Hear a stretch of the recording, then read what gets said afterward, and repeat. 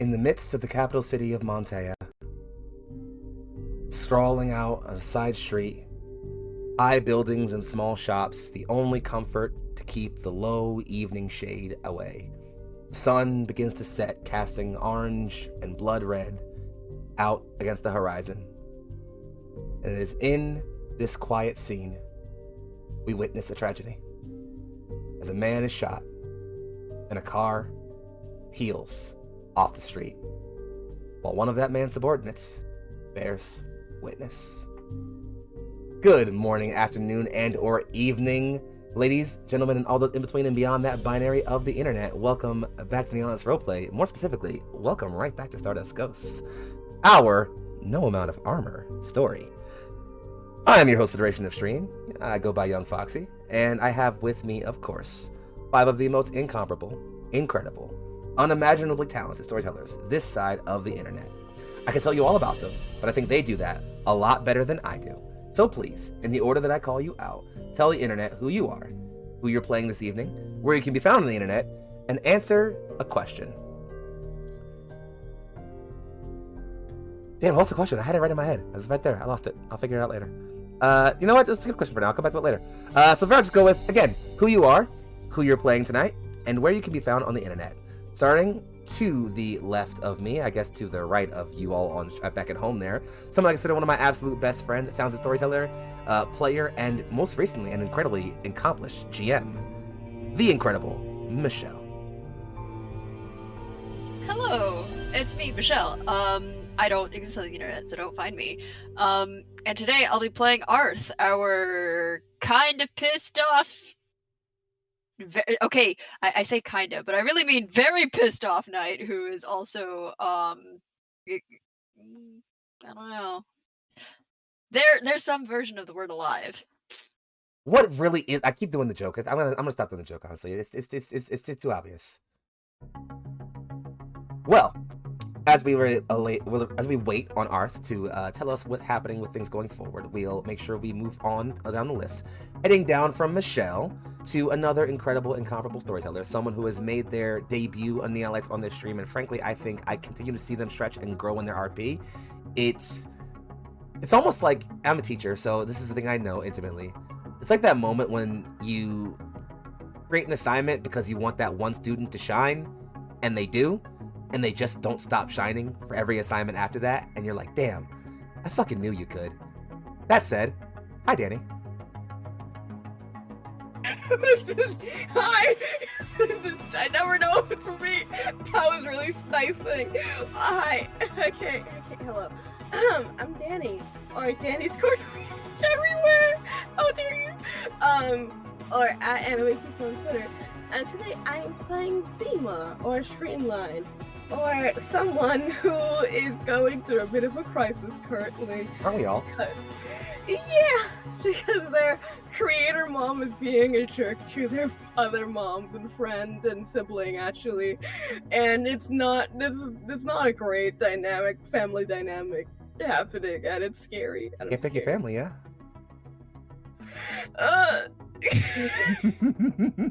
Or maybe you can, and that's the point of the campaign. Well, ominous note aside, we'll be certain to check back in on Streama's panic in just a little bit, but of course we're going to slide right down below to another incredible person who's made their debut on Neon Lights through this game. I didn't know a single thing about them until I just lucked upon them on a tweet asking for a player for a game, and now I feel like I've met someone who I consider, if I may be so daring, a kindred spirit, who I look forward to creating more with in the future. Hello, Akemi, how are you? Oh, hey, that's me. Hi, I'm Akemi. I play Mika, Neon. Just wanted to go sightseeing and try the snacks. Sorry? You're not, but it's okay. Yeah, I'm not actually sorry. It's my bad. I would tell you I was sorry, but I don't like lying to my friends, so I won't. And don't you worry, we'll check in on Mika and her desire for snacks in just a little bit. Never mind. Sliding directly across to the across the bottom of your screen over to the other side there, we have a player who we are so glad to have back from their overseas adventure. Someone who technically didn't make their Neon Lights debut through this game, I think, technically speaking. But regardless, this has been a campaign I've been glad to grow closer to them through, and I hope to continue to make things with them in the future. I think they are a force in this community, and if you don't know who they are by the time this stream is done, then I don't know. You're doing weird things. And I'm looking at you, you fucking weirdo. Hi, Darby. Hello, hi, my name is Darby. You can find me on the internet as Chaotic Darby, and I do actually think that my debut on this channel was with this game. Wait, was it really? I think so. I thought Kindred happened first. Huh. Damn, time's weird. You've been here a while. You're like one of us now or something. I don't know. Depends on how I kill Tamir. I mean, what? What? No, that's fine. We'll deal with that later, I guess. Goddamn. What's up? No, we'll talk. I'll deal with you. But before I deal with you and the things you just said, we have one last person to introduce. Sliding up one more time, so just below me, but anywhere far from the bottom of anybody's cast list, as I always say. An incredible and accomplished storyteller, someone who I cannot wait to see them bring the talent that they have in story crafting to really let them let loose here on our platform, if I may be so selfish. I am, of course, talking about the incredible Casper. Hi, Casper the MB Ghost playing Doc. And yeah, stuff happened. Sure did. And yeah. Yeah, right over Don't there. fuck with family. You don't fuck with family, okay? Yeah. I hold that true. So yeah, we're gonna deal with that and what it means to have a family in the first place at some point, maybe even tonight. But that ominous note aside, I will let the cool music play itself out, and I will prep ourselves, slide right back into session as we allow ourselves a brief recap. If our opening note wasn't clear enough, last session ended with a tragedy. Before then, it began with celebration. As we saw Seraph Lance deploy to the city of Montea to be heralded in celebration for their role in the Battle of Redsham. It was a bittersweet moment. Crowds of people cheering, throwing wreaths and flowers and gestures at them, while at the same time, that hollow recognition that no one here really sees the person behind the cold metal. There isn't a person behind the cold metal. Just a tool, as far as the state is concerned. Settling that aside, the party was reminded of that even more harshly as they arrived in their hangar and was reminded that no one, not of Arte descent, is capable of walking the streets of this city. As a reminder, all pilots of the military are non-Arte people, because fascism is real bad.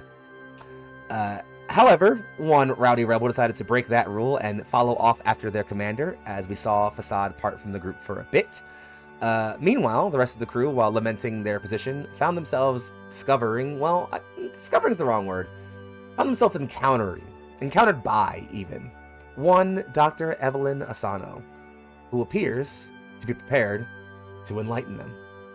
Seeming to not have too much of another choice, as one party member had their truths literally ripped from them, the rest carry along to perhaps find a larger truth brought to them, while one other watched as the man she has, let's say, grown close to, the commander she has served under, the person who has led their lance so far, was shot in the middle of the street by seemingly no one. And we're going to pick up right back there. Facade, it's late in the afternoon now. Orange red high in the sky. The street you're currently on has a person or two besides you. You can hear them chattering and buzzing. Some are shrieking and running for cover of some kind. But overall, it's still relatively quiet here. You certainly don't hear any approaching vehicles or anything else. The only thing you hear is the roaring engine of that one car that pulled up, ripping down the street away as fast as possible. A solid skid as it turns a corner and dips off. And, well, a strange quiet in the wind. I'm mostly going to lean on you here as you watch Tamir collapse to his knees, gripping at a building spot in red in the middle of his shirt, and fall over on his face. Is anybody noticing this? Anybody seeing this? There is a shopkeep in the store who appears to be screaming and running for a communication device of some kind, probably trying to call some kind of authority or hospital or something. Other than that, it seems like anyone that's around right now is too shocked to move.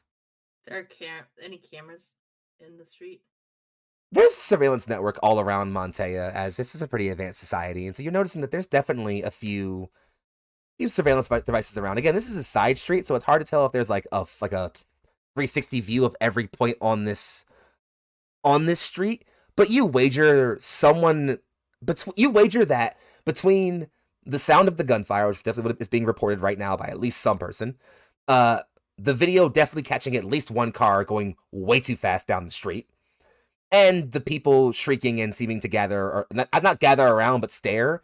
You wager that anyone watching the network can definitely tell something just happened on that street.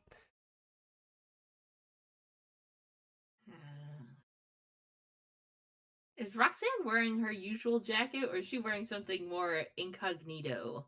I described last session as you wearing a what looked like a bomber jacket with a hood on it, which I assume was a lot like your normal jacket. I kind of just took the liberty on saying it was. If you feel like it would be more accurate for her to have on a separate jacket that's a bit more incognito, then I'm totally fine with retconning that.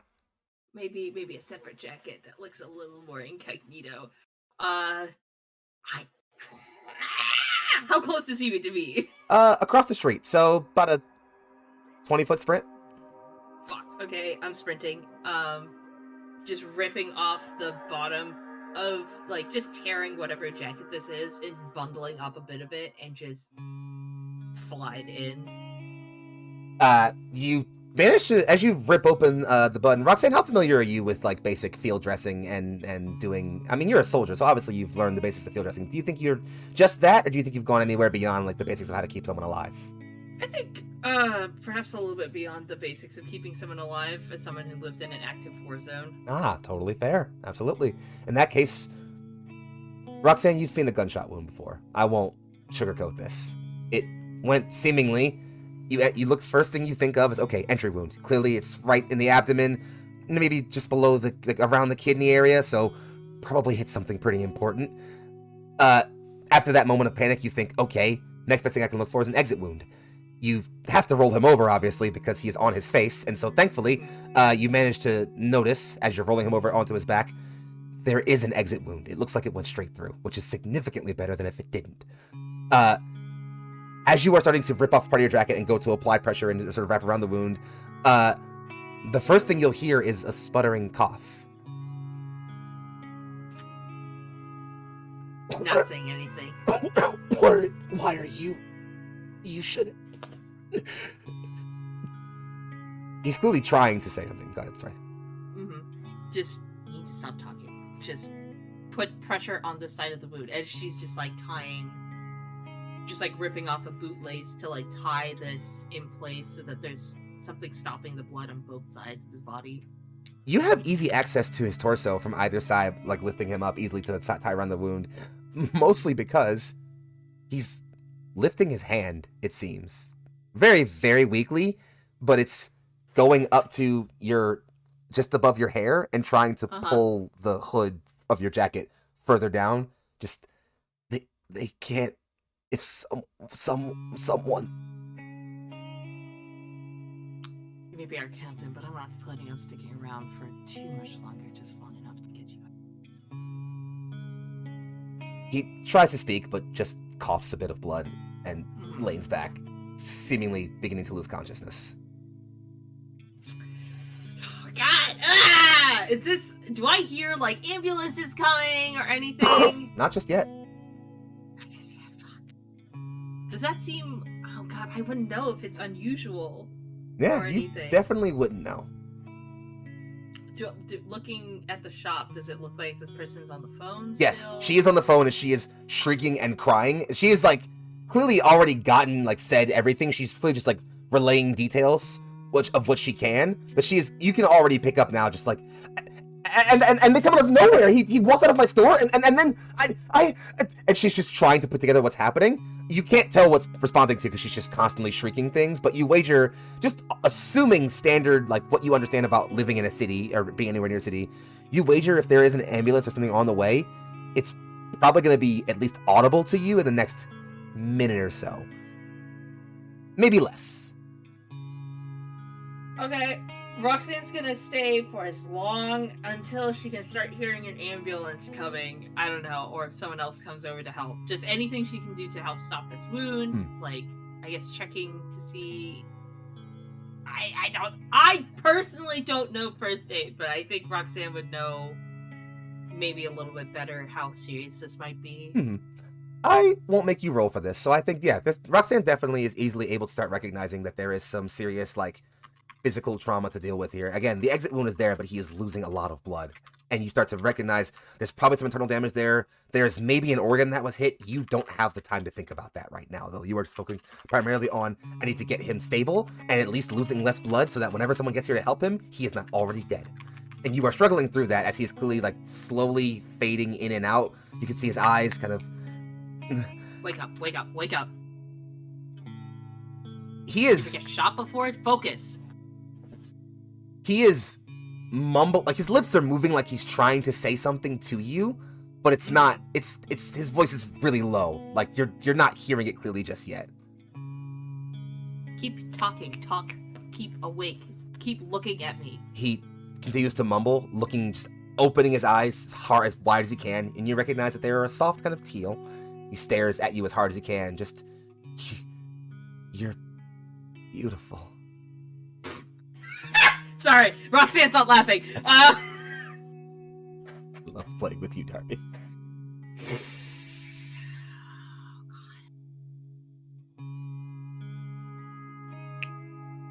Keep talking, just keep talking, just keep talking. Talk about something. He tries to he mumbles things. Again, it's hard to hear anything he's saying, but you can hear him just say simple things, just like, Father? Like, can't be? Like, why? Help is coming. Don't know why. And it's, as you say that, you start to hear, just faintly in the distance, a waning siren that sounds like it's getting closer. You can tell that he barely hears this. Oh, sorry, go ahead. No, keep talking. He definitely barely hears this and appears to, like, reach his hand out again. Not towards you, but seemingly to beside him. Does it look like he's trying to reach out a hand for something, or is he's reaching for something, actually. You would have noticed when he walked out of the shops, he had a box of chocolate with him. Pick it up, I guess. And he just kind of points in a direction you know goes back towards the hangar. Go.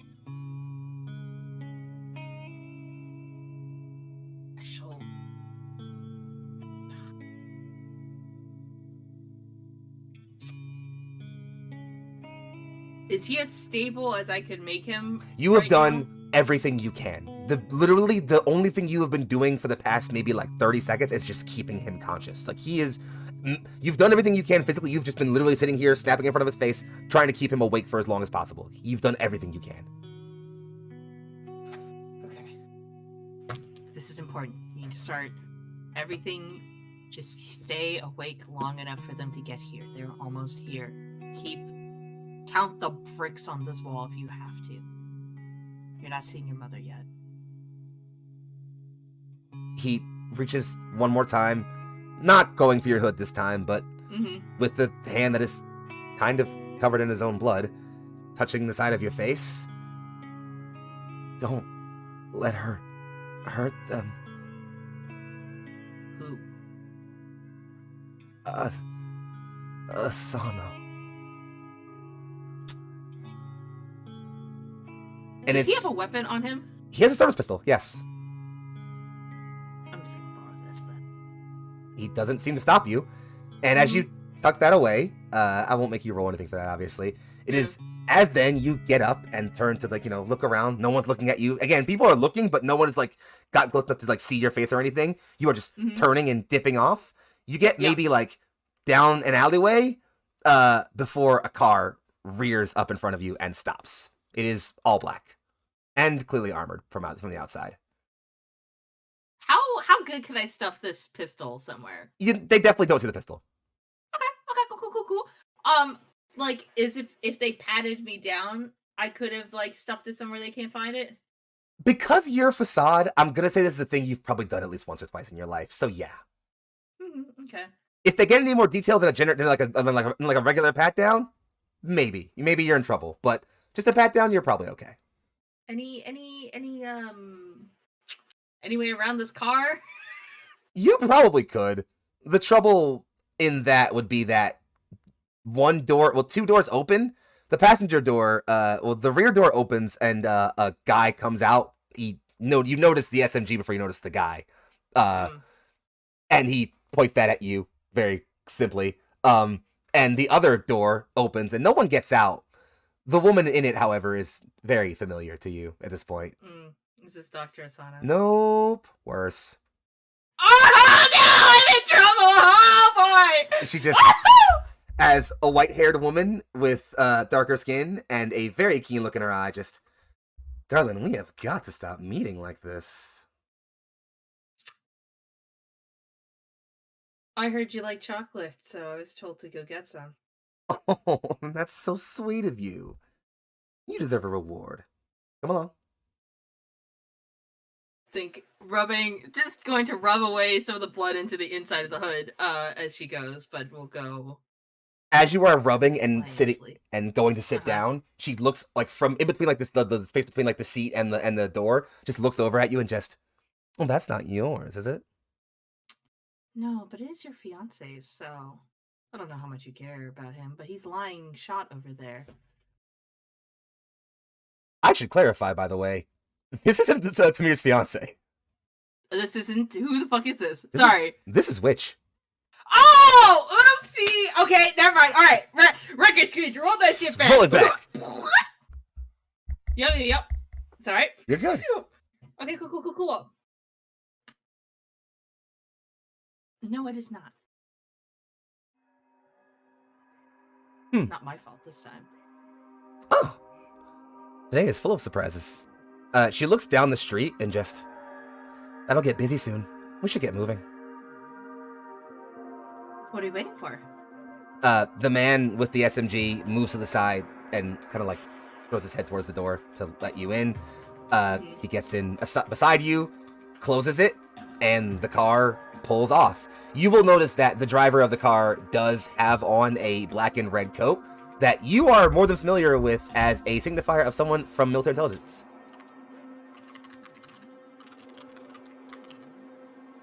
Any last parting words, thoughts here before we separate and get us back to our friends?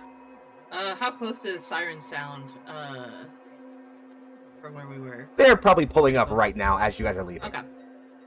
Then no stress. Then she'll just, I was hoping a date would be more private, but more the merrier, I suppose, if that's what you're into. And she looks over and just, unfortunately, I'm not the one making the call right now. You have a meeting with my superiors. You know so many people. Well, when you live as long as I do, you get around. I know. I've heard tell about you getting around quite a bit. Tell me, you know any good babysitters? She quirks an eyebrow, and the look you get isn't like her usual charm or demeanor. It's murder. Just for a half second. And she kind of leans back in the chair, looks forward, and doesn't say anything else for the rest of the ride. So I was just gonna clean her cuticles. Do you mind a bit of GM indulgence here before we slide away to our friends here? Because I'm curious about something. Absolutely. Thank Yes, you. go for it. Besides, we're in this moment here. You are cleaning your cuticles of someone's blood while you are traveling in a car towards what you're certain is definitely not good news. It's clearly been a bit of a shakeup, and you are a person who is literally defined by your ability to maintain your cool, to never let your facade slip, to be crass. I have to ask for a peek behind it for a brief moment here. You just watched Tamir get shot. Where are you right now?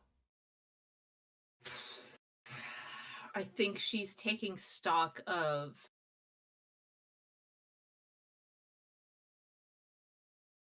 the situation, like the car that the people were driving, like the make, the model.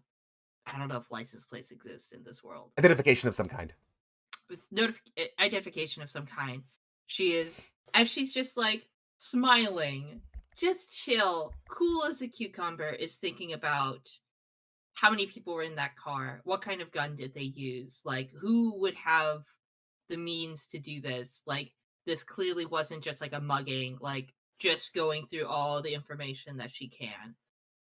It is below all this, like, thinking is seething. Fun. And I think we leave on the image of Roxanne's internal simmering, that rage bubbling just beneath all that calculation, as we slide ourselves back to another scene. The rest of Seraph Lance. Last session ended with you meeting a certain someone. We find you now walking through the hangar. You walk to what looks like a door, and you are led through sort of a passageway. You don't take the door itself, actually. There's sort of like, as the door opens, you move through it and you're in like the hallway. And then in like the bulky sort of like doorway area, Asano stops at a keypad, presses a few buttons, and a sort of like a door opens up in the wall with a staircase leading down. Assuming you all follow her, obviously. You find yourselves in what you can only assume to be service tunnels beneath the city.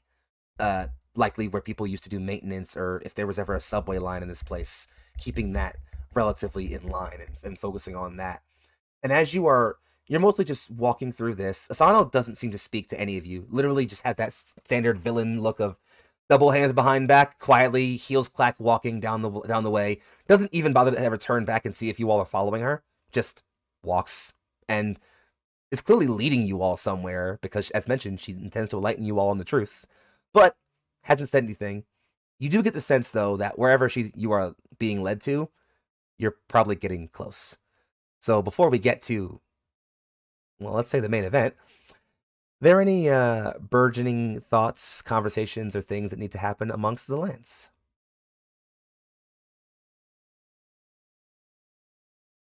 I have a thing. If somebody else, I love it when you have a thing, Danny. For this entire walk, Zima has very unfortunately been walking beside Dr. Asano.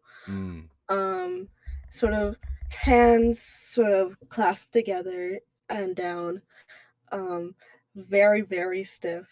And to anyone who looks too closely at her, like I like her shoulders or anything, you can tell she is shaking, and Zima doesn't shake, but she is shaking. And there's a moment during this walk, I think, where Zima will actually look at Dr. Asano, and will very quietly say, this doesn't feel like the right thing. Elaboration, she says without looking at you. You said we would do things that were good and that would change for the good. This doesn't feel... something feels wrong. She, again, without looking your way. Good is relative, darling. If you ask the Heptarchy, enslaving your populace to an industrial service machine to produce AI war machines to murder the populace of billions while you don't take any credit for the war crimes is good. If you ask the PRV, deploying legions of soldiers who are leashed to the machine of death and their machines unto their own annihilation is good. You ask the rebellious insurrectionists and terroristic attacks on those who are in power, no matter the casualty, is good.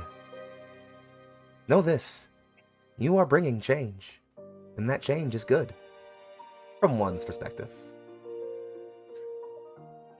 I think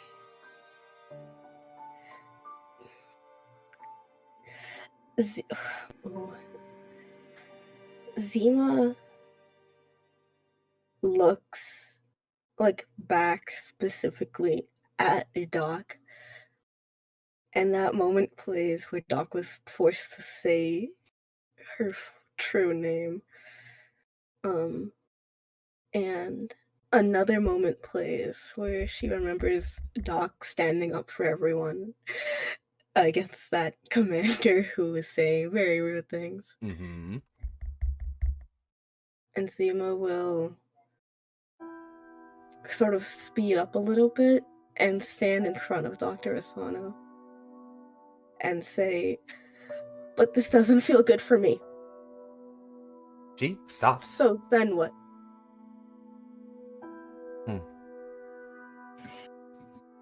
You are a blessed thing, darling. Sentience is an experiment, a test the universe gives to its motley soup of experience. To create sentience is something I will always pride myself in. As such, I will never deny you that. You are always allowed to feel the way you feel.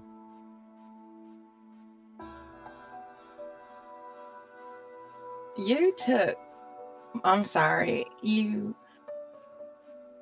say you pride yourself on all of this, and yet you took my parents' work and bastardized it. She turns and says, I took your parents' work and realized it. Your parents, they understood the simplicities, the realities of what war could be. Their solution was short-sighted. It would have done nothing in the scale of things. I am prepared to bring an end to the Millennium Wars. Your parents did the same. But no, you had them killed now, didn't you?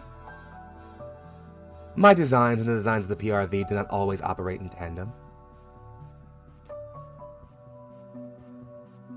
You're the reason they're dead, aren't you? Whether I am or not, they are gone, and there is nothing that any of us can do about it. Death is the most permanent thing our universe contains. Existence is temporary. Its end is a guarantee. Would you come then, and perhaps see if there is some alternative? Don't say anything. I just look at Art. And like gripping the charm, or like toying with the charm that my family gave me, like grab at her hand and follow Dr. Asano. Zima will also follow, but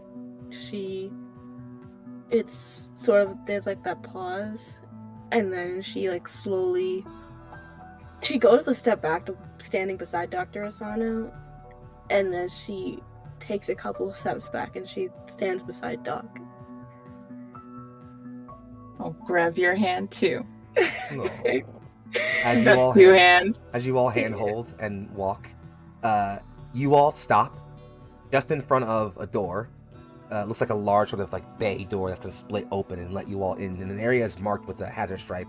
A very slight one, as it's been like faded for a long time, and this place looks like it hasn't been used for a very, very long time. Just as you're thinking about that, Mika, you're right next to the wall. Next to that, the wall next to you, like where you're at, splits open like that door area did either. Like you did to get down here. That wall splits open, and rather than like a downstairs area, an elevator shaft appears to open, or more accurately, an elevator. On it are, well, 3 people. Or there are 4 people. Another person who has a military cloak on, that black and red cloak. A man, an armed guard who has sunglasses on and like obscure features no one you recognize with an SMG in his hand. Witch and Facade.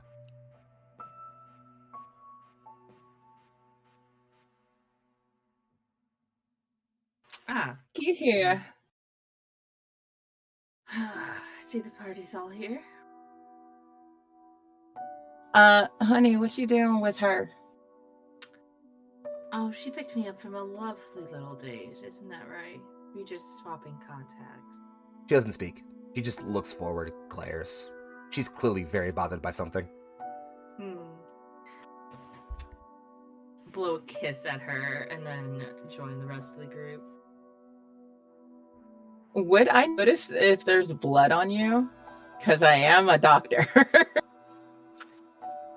I mean, her clothes are torn, definitely. I think as much as she could remove from her own face, there's still probably lots of blood on her clothes. Yeah. Honey, what did you get up to? Why are you bleeding? This isn't mine. It's being taken care of. Isn't it? Just looking at Witch. Sorry, one more time. She's staring at Witch to see if there's a reaction to, like, she's saying, it's being taken care of, isn't it? Witch doesn't move or think or like doesn't like react. She just looks at you, like her like literally nothing, no part of her face but her eyes roll over to you. Asano, in the same manner to what happened with Arth last episode, looks up at Witch and just, no, you can't kill her right now. Oh, that's so sweet. You want to kill me? She just looks at the doctor and just says, permission to be dismissed, doctor. Asano nods her head once, and she presses a button on the elevator, looking at Facade's blown kiss.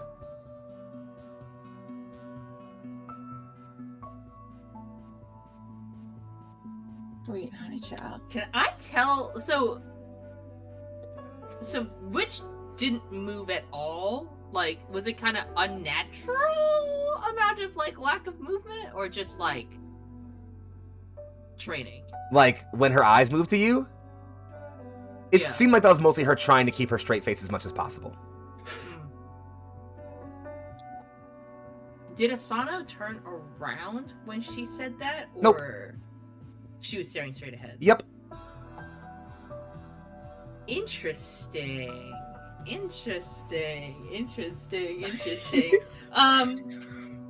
Facade has a little experiment she wants to conduct. Okay. Let's see. I got a box of chocolates in my hand. You sure do. I want to huck it at Dr. Asano. What? Why does this keep happening? Yeah. I'm thinking, and Facade is specifically thinking about what it would feel like to smash Asano's head into itty bitty pieces right now with the box of chocolates that she has in her hand. I see what you're trying to bait. You'll notice Dr. Asano has been staring at that large bay door you're all standing in front of this entire time. She has not turned to face any of you. Roxanne, you're thinking like, I don't want to fucking just brain this bitch with these fucking chocolates. I bet I could run forward right now and brain her before she even turns around. So you definitely have the thought, and you feel like your legs tense up, like you're about to take off running, and you're not feeling any resistance, thinking like, I definitely can do this. I could do it. Yeah. She hasn't moved, but Asano does look at you and just, cute. You are all such angry little bees. Exactly what Roxanne is not saying this out loud, but I, Darby, am very satiated in my knowledge now. I like telling my players what they want to know. Mm-hmm. She looks and call it a side effect of the Geist system. And she just says, really? I'll mark that down for future research. And what sort of research are you doing right now? She gestures towards the door and just... Plagiarizing off of dead people. She gestures towards the door and just... One could say that. One could also simply come forward and find out.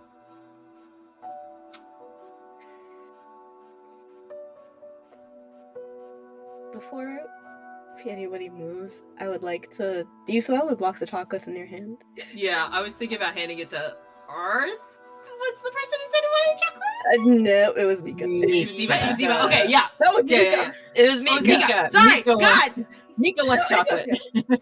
So we're on the same wavelength. So like Zero literally walks up to you and looks at the chocolates and then looks at Mika. They're a little bloody. Sorry. Well, I mean, let's take a look at the box and see if they're good inside. probably a little smushed, but probably fine. It actually, hilariously enough, looks like, and this is hard to tell, but they aren't smashed. Like, he didn't fall onto them. If anything, given that you got the best look at him, it almost seems like maybe on his way down, he deliberately thought about keeping the chocolates from getting smashed. Oh! A person from the commander. Does anyone else want some? No, Mika, honey, I'm fine. Where is the commander?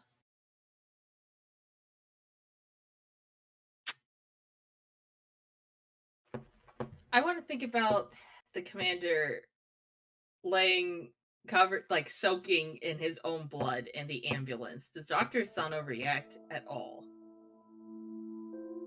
She giggles. It's not like a giggle, it's more of a chuckle, just a...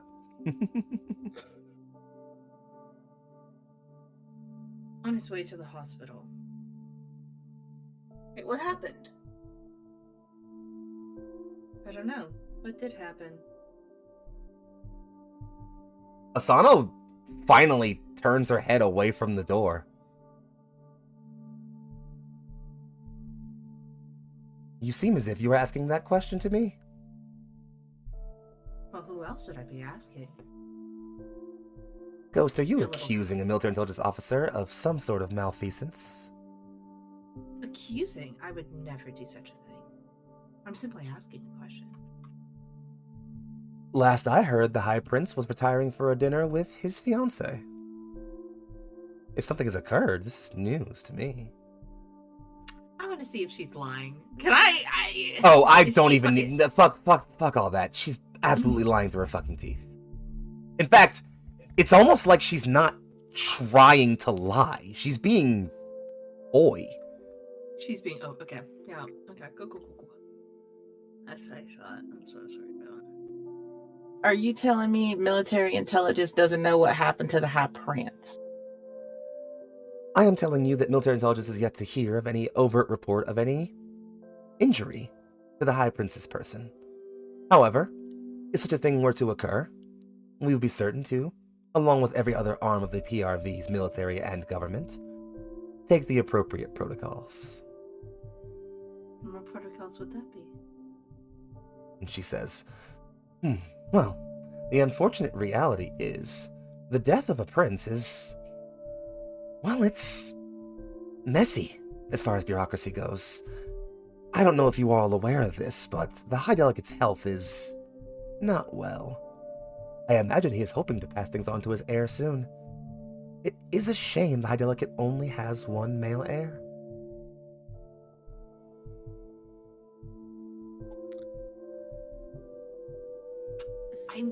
I, Darby, am maybe too stupid to pick up on the subtext here.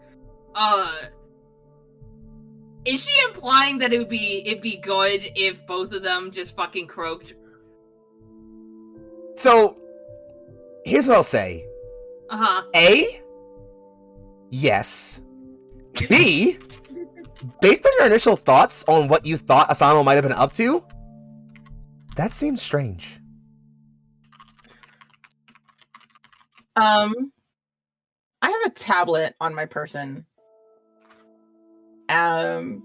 While this woman is just waxing bullshit, can I come up with like the basis of any kind of firewall so she doesn't do the brain trick on me again?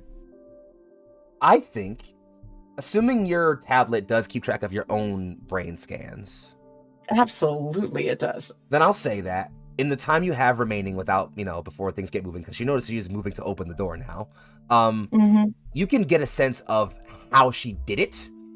You are entirely correct in your first assumption. It is through the neural, like the meta-neural impulse connection of the Geist system. It appears that she's able to literally force certain brain impulses through effectively at her own whim. You get a sense that there's probably a decent cooldown on it, though, because it requires an intensely precise spike of data transference, which can probably only be done across a decently short distance. And while it's probably almost impossible to overwrite without a lot of time. It can probably only be used for very simple commands and only over short periods of time. Okay. As she's moving to open the door, Zima wants to get there first and open it. She'll let you. You move and find that it is a hand, like a palm scanner. And while you think like, oh, I don't have the palm for this, she puts her hand over yours and places it down. And you see that it scans. A green light goes up. The door slowly rumbles and begins to open. She looks at you and just, I always intended to show you this. Why? So you can know why you are here.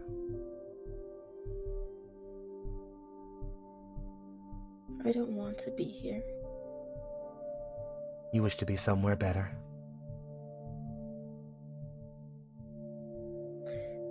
Zima almost said something, but then doesn't, and will just walk forward. She doesn't, even though you don't respond, she still sort of answers her own question, and she says, again, you want to be somewhere better. She says, yeah, that is something we share in kind. And as you all walk forward into a dark room, loaded up with, well, it's very dark. You can tell you're stepping from like concrete onto metal as the sound of your footfalls change from that hard thunk to more like solid clanks. It's cold in here, and it's easy for you to tell that this room is massive. A small light comes on in front, and you can see sort of what looks like, I want to say almost like an orrery. Well, not an orrery, but more like a foyer, like an area that is meant to lead up. You can tell that whatever this area is, there's a part that there's more to the room that's shaded in darkness, and then it drops down. You're on sort of an elevated platform. There's already consoles and panels and screens coming to life as Asano steps in with Zima and the rest of you all. And as she turns, and she turns and looks at Assad, actually, and Doc specifically, and just, now then, someone has been doing a bit of snooping. And I think it's right there. We're going to cut to a very, very, very brief break as we're at the 50-minute mark. We'll see you all in just a few minutes. Don't touch that dial or that browser. Bye. And we return. Tonight's episode of Stardust Ghosts. Our party, now reunited, finds themselves moving into the lab of one Dr. Asano, where as she stands before a sea of consoles and panels, readouts and graphics, she appears prepared to tell you all the truth.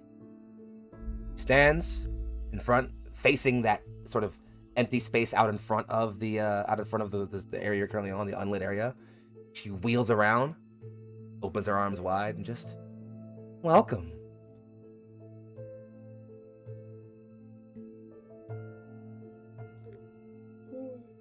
What is this? This, darling, is your birthplace. She turns to one panel, and you'll see a graphic come up of a list of folders comes up. It scrolls through a bunch of them, stopping at one that just says 00-Streamline, opens, and you all see Zima.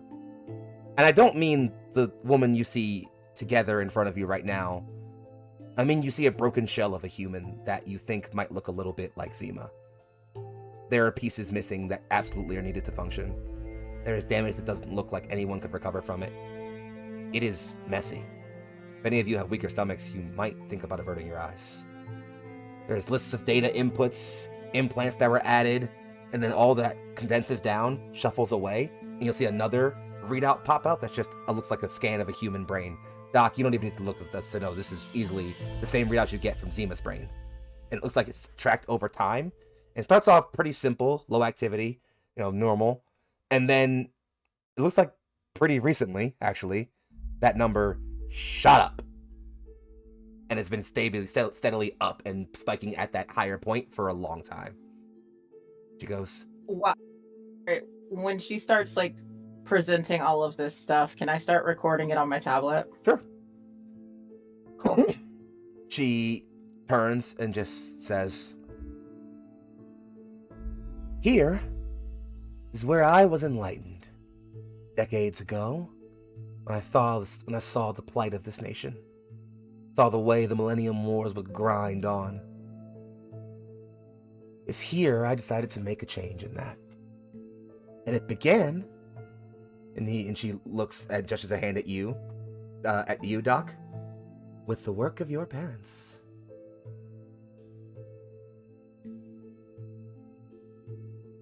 Military might is complicated. Equipment, deployment, logistics, these are all teeth in the beast of an army. The gaping maw of war requires innovation.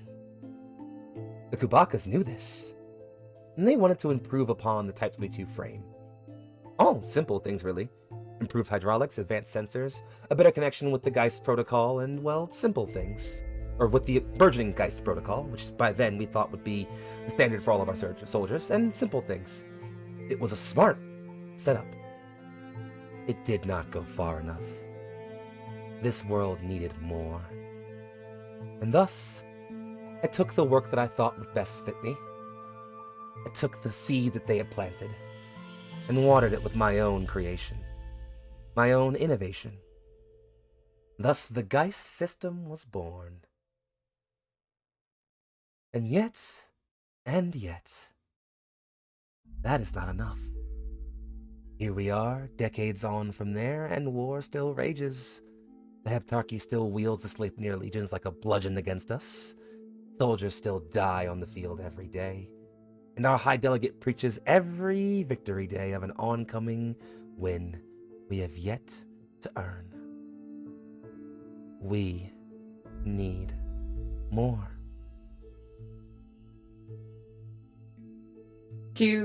As she's preaching, do I recognize any of the data on the screen that she's displaying so proudly that would not be Zima's, but maybe some old work of mine?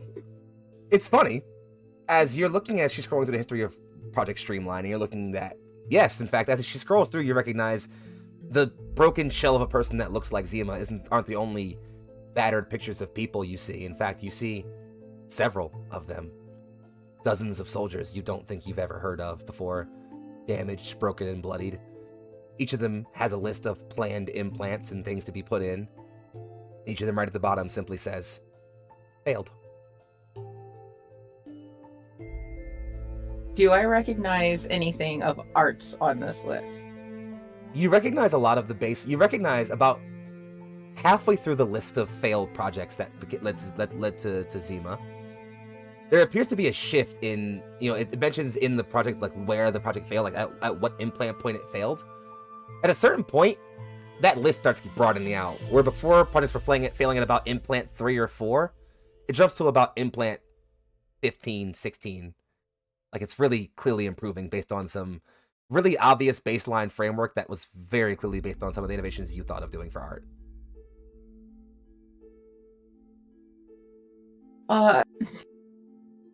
She's stolen you from me. She's used your framework, your design. She used it to build Zima.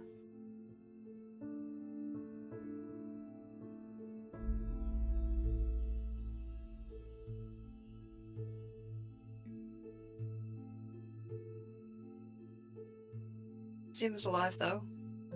Does that make her our child, then? Not hers.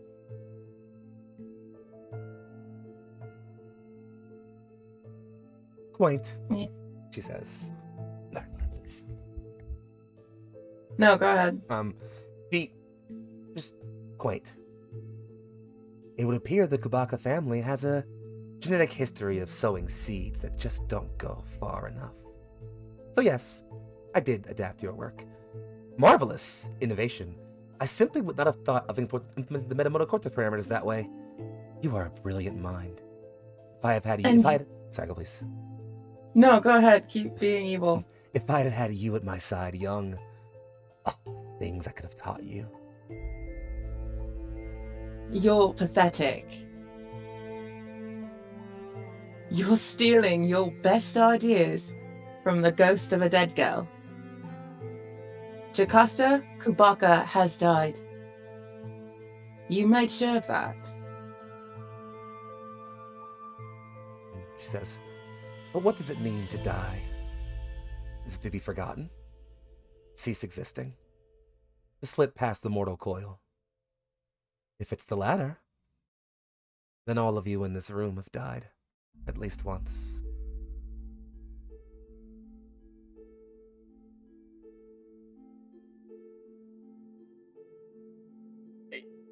What?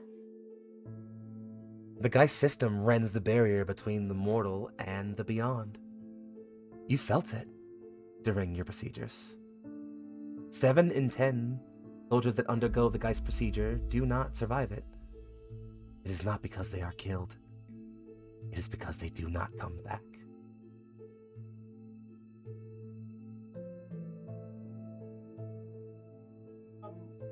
Where? Or from what? She, as an answer to you, Mika, she cuts her eyes over to another member of your squad, who will be very clear in a second. Subject A7-4362. Arthwivist Tatsunori. A miraculous experience. Not by PRV technology, but by pure will. You came back from the place all Geists go to. From death. Can you not see? And she steps a step towards you, Arth. Can you not see? And I take a step in front of Arth. Yeah, can you not see how miraculous that is? Can you not see what a gift you are? I think Arth is just very uncomfortably, sword, prepped for, back off. She doesn't step forward anymore. And so I adapted. And I thought, well, if complete mortality is only possible to recover from by chance, as in your case, then if I can't replicate our fallen knight here, mayhap we try less grievously wounded material. All I required were subjects, and the PRV has no shortage of mortally wounded Geist pilots. You create zombies. I created life. I passed life through a barrier it normally cannot. You all remember what it's like to get that procedure. See those you have lost, to be just short of touching them, to feel that veil beyond.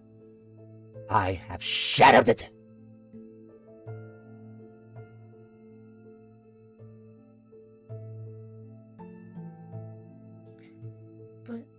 And you see Zima, Zima has this entire time been staring, whenever it's on screen, at what her body used to look like when it was near death and destroyed. And staring at that. And then he says, you still haven't... I don't get why. And she turns and begins to walk towards that darker area of the room as she begins to pace and speak. And just... It is the will of the High Delegate that the Millennium Wars be brought to an end in his lifetime. And by virtue of a certain incident a decade ago, the High Delegate is not long for this world. His lungs fail him every day. Thus, he seems fit that when the time comes that he slips the mortal coil, the PRV is prepared for this future. I have prepared that future. If one can transmit one consciousness past its mortal coil and into its own frame, how can one not simply do that with something else? I feel vindicated. I feel like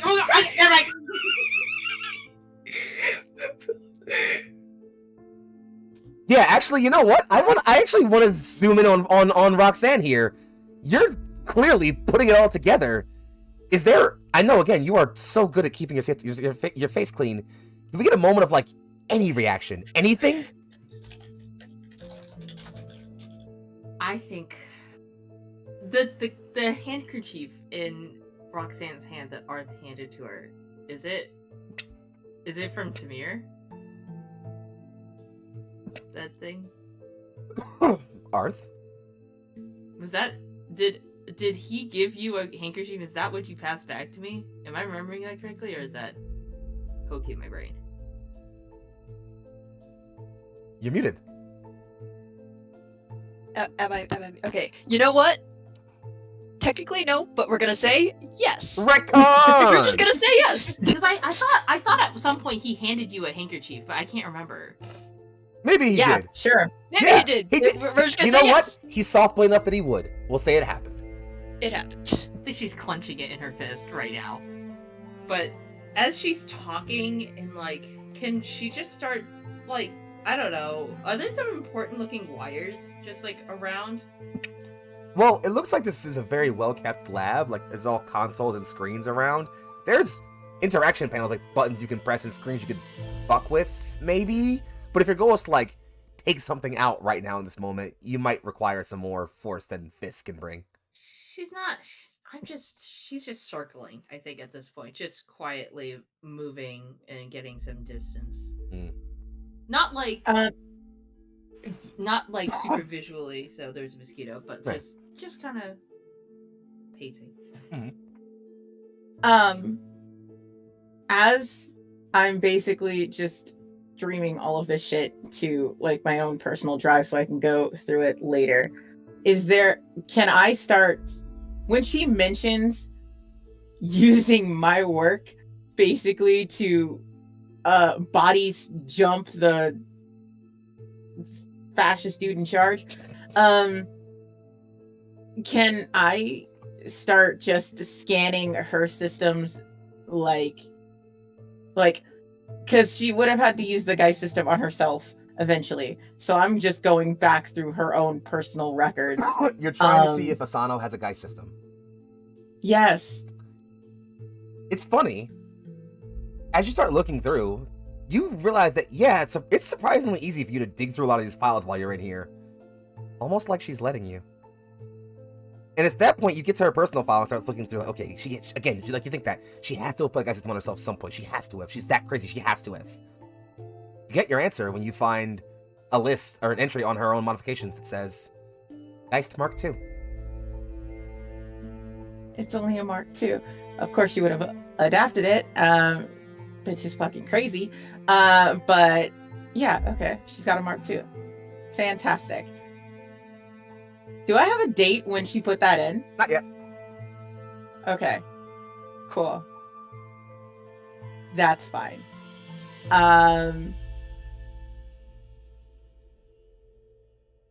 Based off of my knowledge, now I'm gonna just root around in here and just try and gather as much information as I can about her personal system, basically just the record that she's so willingly showing us of all of her research, because she may be crazy, but she's a doctor first and a very narcissistic one, so she's gonna get published. You'll find that you're easily able to gather what looks like the basis of the parts of her work that look like the sort of like first steps of modifying your work. Like, oh, yeah, I clearly intended to make this improvement or change this here, or effectively the work that looked like her redlining your work, being like, this was okay, this is genius, this could have been better. You get all of that information freely. You also get a fair chunk of her personal file, just simple stuff. It's then you start realizing that there are deliberate parts of this she has firewalled so intently that you think if you had a week you could maybe get through, but she's clearly put the highest levels of intelligence. You think even MI doesn't have this stuff. This is personal. You wager nobody but her is seeing is whatever's behind that stuff she's not showing you. Nobody but her is seeing it. The file on the wall that says Project Streamline finally closes down and shuffles away entirely. And it shuffles down some more and says, I have a plan that will end the Millennium Wars. It will take a bit of time. Time our High Delegate does not have. I know his will for my plans. I do not, however, know the High Princess. Thus, we have taken steps to circumvent that. Long live Azan Cardelia. Or at least, that is how he would have it. And how would you have it, good doctor? I would simply like an end to the bloodshed. I would like a world without human death and war. Is that so much to ask? Does that make me so wrong? Death is a normal thing. She looks at you, Mika, and says, Child, there was a time where if you told people that we would go to war inside 30-ton suits of humanoid metal with weapons that fire plasma-reactive shells, they'd have laughed and called you mad. Normal can be broken. Yeah, so can your brain. Should you be breaking it? And she looks and says, breaking death is not a matter of normal. It is a matter of control. I have not shattered the machine of death. I have mastered it.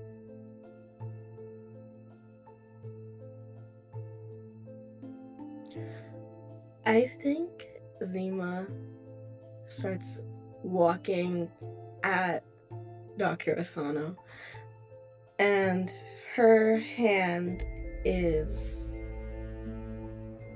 in her pocket. And she says, I trusted you for a very long time, Dr. Asano, and I'm very thankful for you. I think you are a liar. You say you want to break death, but if you bring it to try and break it to stop it, then that's different. That's hypocritical. People died. Good people. And it's almost like Zima. It's almost like seeing a machine malfunction, where it's like they're trying to convey something and trying to process something properly, and something is stopping it, but something else is coming through it. People, there were people. They were people. I was a person. She, in maybe the most emotion any of you, even Zima, have ever seen, he turns to steps. Do not speak to me of unfair, child! You have seen the way they look at us. The way they downtrod us. We are not allowed to walk the streets of this city. The city built by people who died in our skin. Anything I do is a measure of resolve. I have the will to end this. Everything you do is to only uplift yourself, under the guise of doing it for all of us. Many of us died for your experiments. She leans and just says, anyone that died was not by my whim. The PRV would have thrown you all away regardless. I made use of what would have been discarded. If I am wrong for that, then you may judge me for it on my deathbed. Would you like that to be now or later? Do you believe yourself capable, Ghost? Doll, Well, I think you've we're being already a little- killed me once. Let's She's- not be hasty. Mm-hmm. I think Fasad will just walk a little forward. The good doctor has done many good things for us. She's not wrong. We can't walk the streets at all. People, the Arte tend to view us as less than people. It's just ghosts. So what has your resolve and will brought you to do? She says, "Allow me to show you." She presses a panel, and the back lights in the room begin to go on. The first thing you see are at the floor of that room, a set of surgical tables. On them are people. You can tell by the fact that none of them look like Arte that they're probably Geist pilots, or used to be. And they are dying. None of you are close enough to tell that by getting a look at injuries. Zima, though, you feel it. That spark in every person, that flame flicker you feel in everyone's core. It's burning out in all 10 of them. And she says, Do we recognize any of them? there is exactly one you recognize. It looks a little like someone a few of you had a conversation with outside of on top of a lunch table where someone sat in a chair. As you see an incredibly damaged, looks like an arm and leg was blown off, and his chest is literally blown open. It's Dodger.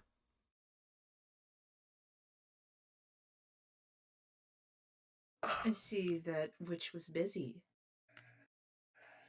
She looks and says, "Oh, Witch did not do this, darling. This one caught an artillery round, unfortunately." She looks at another one. That one ate a plasma round to the cockpit. Severe burns to the face. Couldn't breathe.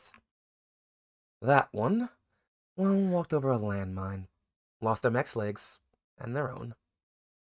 That one, and she just, again, Stop it. I am sorry. They can still hear you. They can feel it. I know. If you care for life, give the respect it deserves. I will. She presses another button, and you all watch as other lights come on behind and along the walls. They are storage areas, bays, holding, wrong song, fucking hell, holding Type 22s, actually. And as she presses a button, you recognize there are conduits and chairs, conduits behind these surgical tables, running them to each of these pods. The button presses, a wash of droning power waves over you. Zima, you almost buckle a bit on your feet from that feeling that washes over you. Feeling of just not right. As all those flickers, all those sparks go out at once. Just briefly. Then you feel 10 sparks again. Not inside the bodies. Inside the Type 22s.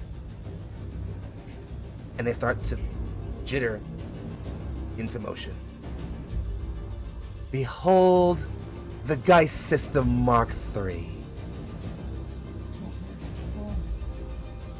With this, every ghost pilot becomes more than a human shell. They are bonded beyond life and death to an unpenetrable iron body. You, Arth, you asked how many comrades the PRB threw away to get you here. Imagine, no more pain for them, no more fear of death. Instead, an unquenchably unstoppable body of steel and death. And should any of them fall, a time to repair, a movement of their soul to another shell, and they go back to the front. No soldier dies again in war. And the PRV sweeps the heptarchy from the world. The Millennium Wars end in glorious victory. That is not humanity. what she was for. How dare you? And at this point, Mika takes out her notebook and starts reading off every name that she has written down. And she stands there listening as you list off several names. And as you get to maybe the 8th or 9th name, she stops and imagine if any of them could still be here! Imagine speaking to them again. seeing them again, fighting beside them again. Can Not you touch like them? this! Can you feel? What about their emotions? Emotion is a prelude to pain. Existence, a prelude to its own end. Can you not all don't. see? But we're richer for having it. Pain is a part of life. You've misunderstood my work, good doctor. Art is not a machine. She is not a weapon. She is a my friend.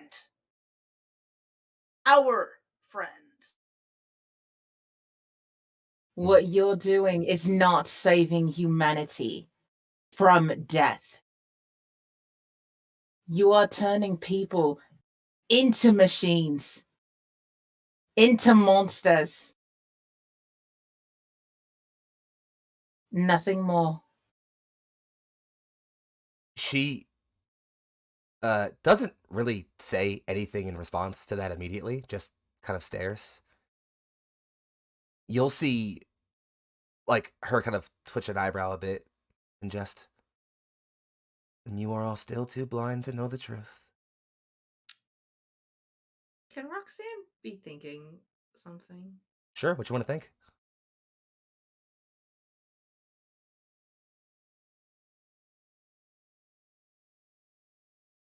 I don't know how to word this. At the forefront of her mind, she is trying to push this idea. She's right. I agree with her. And pushing that thought forward, even though it's not how she feels. And I would like to stand beside her. She doesn't react to you moving. Like, you start to walk and stand beside her, and she looks over and just... Well, perhaps one of you understands. Regardless, for those of you who wish you can stop me, what exactly do you intend to do? So what happens with the good prince now, then? He just becomes a little puppet for his father? Unfortunately, my delegate heard of my proposal and found it... barbaric was the word he used. Surely, if his mind is to carry on leading the PRV, it can be done with some minor adjustments. Psychic control of a brain that has undergone Geist protocol is surprisingly simple technology to undergo. And what could I do with the leader of the entire world under my finger? Hey, Foxy. Mm-hmm. I would like to try a thing, and this might be weird. Oh dear. Talk to me, baby. So, you know that thing Zima has done recently whenever she gets really upset, and somebody specifically has upset her? Let me skip the preamble here. Are you trying to mind crush Dr. Asano? Not yeah. Yeah. Yeah, do it. Do it. Mind crush that bitch. Because Okay, yeah. Sorry, please. Okay. I don't want it. It's not okay. This isn't a thing where it's like, oh, I want to kill her by crushing her mind, because Zima still has complicated feelings. But it's still just that thing of, I want this person to hurt because she is hurting my friends right now. Zima, let me ask you a question. Okay. When you say you want her to hurt, what do you want her to feel? Describe the physical pain you would like her to feel. Just describe it for me. I want her to feel the pain of all of the people she has used. To feel what it was like to be broken apart and experimented with and toyed with. It's really, really good wording. It's a real shame that's exactly what you're feeling right now. As you push that energy out, you gather up, feel the pain and anger of all the people who have died in this room. Push that, lance that onto her. It is like it reflects off a wall straight into your heart. You don't take any actual damage, any physical damage. The pain is like nothing you've ever felt in your entire life. Zima fully, without even meaning to, she lets out a small shriek and then covers her mouth and then crumples to the ground as if trying to stop her showing that she's in pain. She looks, darling, even you? Zima! Mika's gonna run to Zima and, like, hold her, I think- help her up. Yeah. I mean, Doc asked a good question. Does Arth feel that sort of psychic reverberation, or is it on a different wavelength? It seems like the energy that Zima lanced and shot back at Zima, or was shot back at them, was specifically at Zima. You definitely feel, in fact, all of you feel this. It's not pain, it's discomfort, like a wave of it wash out from Zima to the four of you, as if that remnant connection all of you have kind of just spills out a little bit. Oh goodness. As Mika touches Zima, she fully screams, "Don't touch me! Don't touch me! Don't touch me! Don't touch me! Don't touch me! Please don't touch me! Please stop! Stop!" Okay. She looks at Arth and says, "Do you see now what feeling brings?"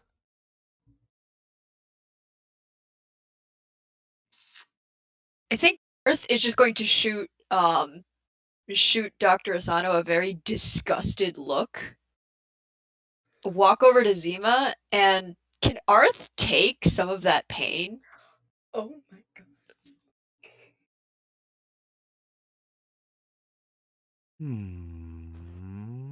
Fuck it. Like, because Zima can already feel Arth's emotion if she concentrates enough. Can Arth kind of like reverse? Like, it's gonna be harder for her, but can she reverse that and take some of the pain? I'm gonna do a GM thing. I'm gonna offer you guys a GM bargain here. Okay.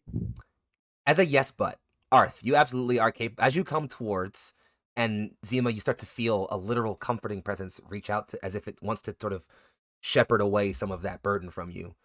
You feel like you can let it, absolutely. But because you are currently acting as the nexus for this focal point, you worry that other mental walls, barriers might be loosened in that moment. In game translation, yes, but she's gonna forget. She's gonna absolutely see through Facade's bullshit. No! Fuck! Kids! Up to you guys at the table.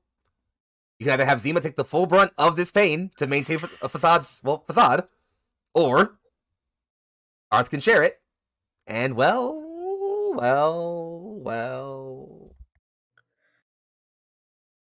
Deliberate, please. Oh, okay. So, I'm trying to bait out a moment when I could shoot Dr. Asano. So real. It's so real. Like, the whole thing of standing next to her is just trying to get close enough to really inflict some pain. Yeah. Okay. So really curious as to like what. So this is like me, not as a player, but like sorry, not as Arth, but as the player. Like, I'm really curious as to what Asato's plans for Tamir are, because she just said, that's like the original idea that I think that Rox was thinking about was thrown out. But like, what the hell is she thinking about doing with Tamir then? It was thrown out by the dude because he thought it was barbaric, which I'm like, irony. Anyway, moving on. Yeah, irony. But then she said he's having a lot of Geist anyway. operations. Yeah. Yeah, he was gonna do it anyway, and yeah, she was gonna puppet. Actually, hold on. I'll clarify this for simplicity, so you understand. What it looks like, as she was talking about like someone with Geist surgery being easy to psychically manipulate. You see what looks like a planned surgery. It's definitely a Geist implant. It's a little hard to tell, but looking at some of like the biographic data on the person, their height, their weight, their age, and things, it's Tamir. It's Tamir. Yeah, she's trying to implant it into Tamir and then just puppet Tamir instead of doing letting the Emperor live longer. Or more accurately, to get this all on the right page, more accurately is what it is. It's that she wants to. The plan, it seemed like, which the guy was on board with, is let Tamir die and put his brain inside Tamir's body so he can keep living on, ruling the PRV on his own in his son's body. Basically, that seems like that's the agreed upon plan. So that is the plan. Yeah, that is the plan he agreed to. What Asano basically just said is, someone with a Geist system is easy to manipulate, and in order to save Tamir's life, it's looking like he might have to get a Geist surgery, possibly. Or at least that is the plan. The plan is to kill Tamir, give him a Geist surgery, put his dad's brain in there, and when his dad thinks, I'm in charge, Asano goes, actually, I'm in charge. I see. So she's gonna puppet the puppet while he's puppeting. Exactly. Gotcha. He's gonna mecha the mecha while he's mechaing. Yes. All right. So I was right then. Kind of. Not right. You were there. You were there. So here's how we're gonna resolve what's happening right now. Either way. So this is gonna happen for this. I'm gonna give Asano let her say some stuff real quick.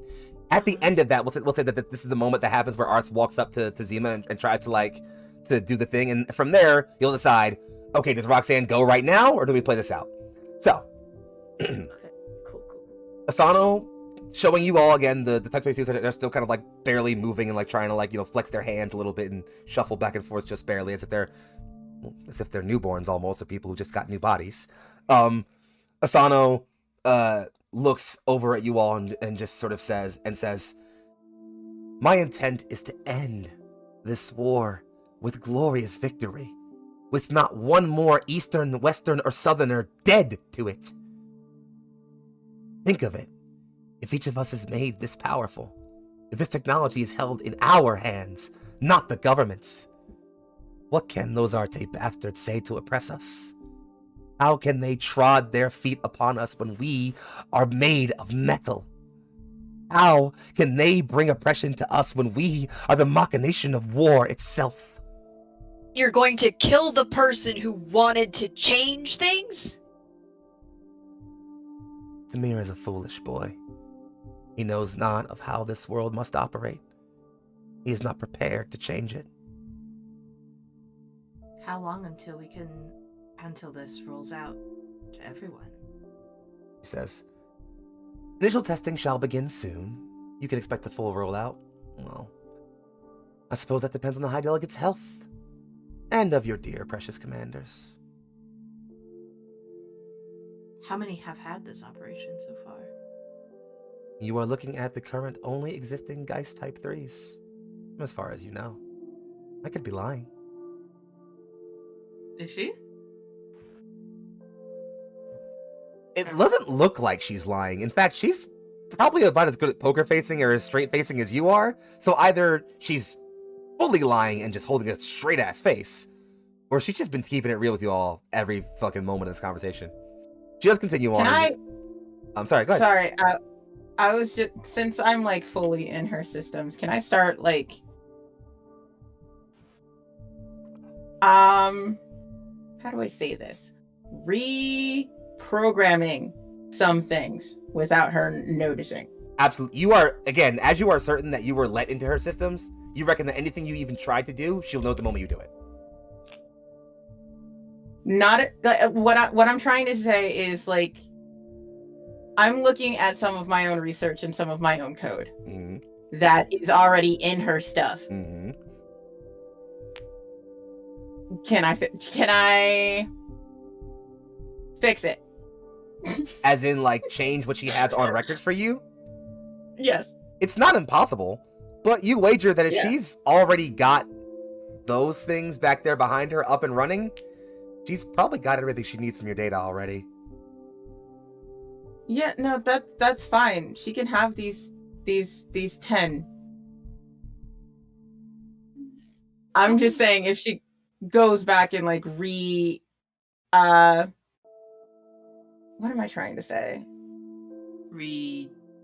Effectively, your goal is that if she ever needs to relook at that data, it will be incorrect. Is the goal?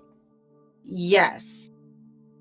I am going to say the only issue with that here is that, again, because it's a system she's clearly having keep it 100% active, like, effectively you get the sense that the system is literally tapped into her brain impulses. Like, she's controlling the system with her neuron impulses. This is effectively an extension of her own brain, this computer system in this room. which means that anything you do to modify it, she's going to be immediately aware of. Can she stop it? Okay. Well, that would depend on if she's a better hacker than, if her brain is a better hacker than you. But you wager you could do it, but she's definitely aware that what will happen. And I don't know, not to give you any guiding lights here, but it does seem like she is relatively the one in control of the situation, and you don't maybe want to know what will happen if you push the buttons too far. But hey, I ain't you. Okay. She didn't one final clarifying question. She didn't.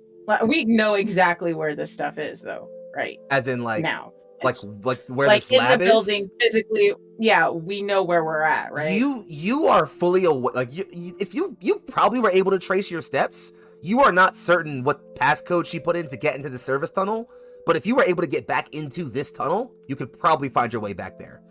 At least if you got back there from the point you went in it at. Okay. Yeah, please. How close am I to Dr. Asana right now? Probably about 4 or 5 feet, maybe a little bit further if you went further. And so, the undercurrents of my thoughts, the reality is Roxanne thinks she's full of shit and she's crazy. Along with a deep seething rage. She's not picking up on that. It doesn't seem like she's picking up on that at all. Just not yet. With the constant pushing of, yes, glory to the PRV. You seem like you are deliberately, in the same way you slip into, a persona when you need to act like something, the way you sort of deliberately have to push that thought to your forefront constantly, you are effectively doing that as hard as you can. And it seems to be working for now. I'd love to show Dr. Asano how I've shown my appreciation for comrades who fought better than myself on the battlefield. Oh, see, I see what you're doing there. Okay, so let's do this.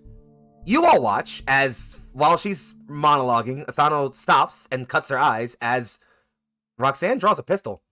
And in fact, I'm not even going to say this is too hard to tell because you've all been around him long enough. You can all tell it's Tamir's service pistol. Are you shooting immediately? Because she looks because she looks about to speak. What is she gonna say? I guess. Does she look worried when I pull out that gun? She cuts her eyes, and she hasn't really made a face all time, and she still has it, but she does cut her eyes and look at you directly, like she's about to speak. Can I take advantage of that situation and change the passcode on the hallway door, or whatever hallway, so we can get back in here? That's all I want to do. Sure. Is that going to distract her long enough? Yeah, we'll say it's fine. It's a gun to the face. So she turns and looks at you and just says, "And what exactly is your intent to do?" The way I see it, you all have a few options with this knowledge. You can go and report me to a superior, to a commander perhaps, and hope you'll be believed that a military intelligence officer somehow gave sensitive private information to a pilot to a crew of ghosts, and that you ghosts would be believed enough to not be executed on the spot. You could take your concerns higher. Perhaps tell the High Delegate himself that I have schemes above even his grand plans. And I'm certain you'll be murdered before anything could happen, as you know too much. Or you could murder me here. Hope that puts an end to this maddening scheme. And what then? Return to the battlefield? Go back to watching your comrades die, day in and day out? Go back to an endless war that will only consume you all?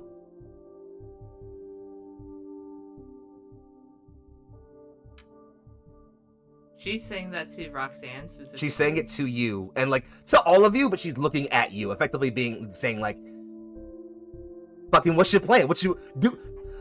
Not do what you won't, but effectively do what you won't.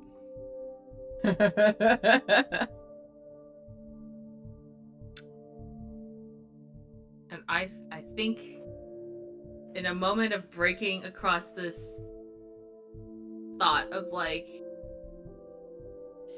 the hope was with the I'm trying to show admiration to Asano for a game well played, was to try and push just the I'm just trying to admire her so she wouldn't notice while I pull out a gun and shoot her. But that being out the window, I think a memory of Tamir smiling might flash across, and she'll just pull the trigger. Where are you aiming? Face. Sorry. Yeah, headshot.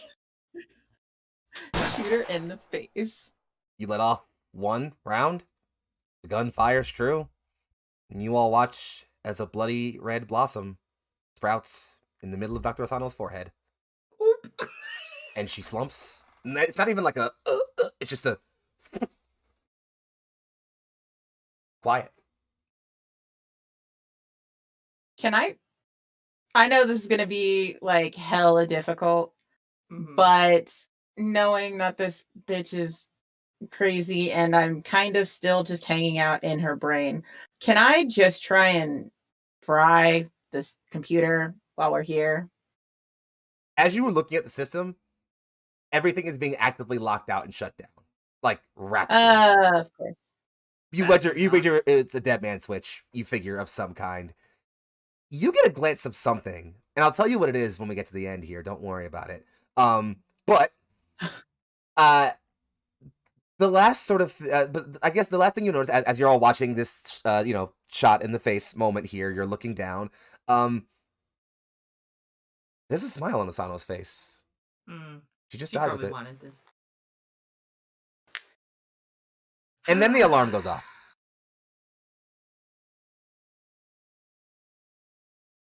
So you all wager, I mean, doesn't like you're locked currently. Like the door hasn't slammed behind you or anything wild like that, thankfully.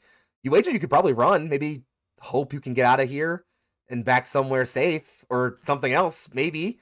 Maybe hang around for a bit and look for some shit if you want to risk it, but there's a very loud flaring alarm going off, and you wager that's probably going to be calling some guards or something or someone, and maybe... I stick around for that. Yeah, maybe you do. Maybe you do. I don't know. It's up to you. Is there a tablet or anything just visible?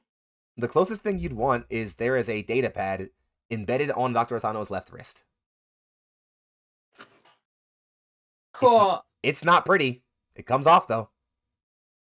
How much of the wrist does it take with her? Arm. Yeah, actually, just crack that baby. She Yeah. used her hand to get into this lab, right? She sure did. Cool. Yeah. My hand now. Cool. You got the hand. You've got the I'm armed. You've got the arm. Yeah, you're armed. Armed and dangerous. Good damn it. Anything else happening as the alarms are going off and you're all watching this happen? Yeah. Sorry, I just was gonna. Yeah, I was just gonna send a code. To like giving instructions to the Type 22s on, like, basically just a basic startup thing. Like, this is welcome to your new body, kind of information packet that I made for Arth, and like the very basic, like, this is what happened to you, but like kind of situation to help them. You send through Before I get out of that. a basic data packet. You send it out. You push it out as fast as you can. It does not seem like it makes it through. It firewalls somewhere, either because the system is locking itself out or because she does not intend to push any code out to things. In fact, it's as you're recognizing these aren't. What you did with Arth was effectively take a soul that persisted past death and put it in a body with a robot brain. That's not what happened here, really, as you're looking at it. What this appears to be, what the Geist System Mark III is effectively, you're starting to look at, as you're saying, all right, we'll do this dramatically. I'm gonna put some fucking music on. Hold on. Do this right. Do this. I'm tripping. Let's do this right. I'm tripping. Here we go. Part where Arth is like, I'm gonna give you advice, except you have an entirely different problem than Arth does. No, there we go. This is the good one. So, as you are looking as you're digging through these things, you're trying to push out that sort of startup code, just hoping to maybe do something for these people. You get a quick, brief look at their schematics. the frame is a grasshopper. It's Type 22. The same one you're all trained to operate on. It's got the same basic structure and everything. The internals, they're more advanced than anything you've ever seen. This is not servos and motors. This is not cockpits and modules and sort of protocols adapted to function. This is not the thing you did for Arth. This is not artificially programming a module to operate like a human brain. This is effectively complete neural synthesis. This is an entirely arbitrarily faked neural pathways. In fact, these are the neural pathways these people had in life, flash copied over into the frame of these robots. Effectively, it's like these people didn't die. They just, well, got their souls pushed into mechs.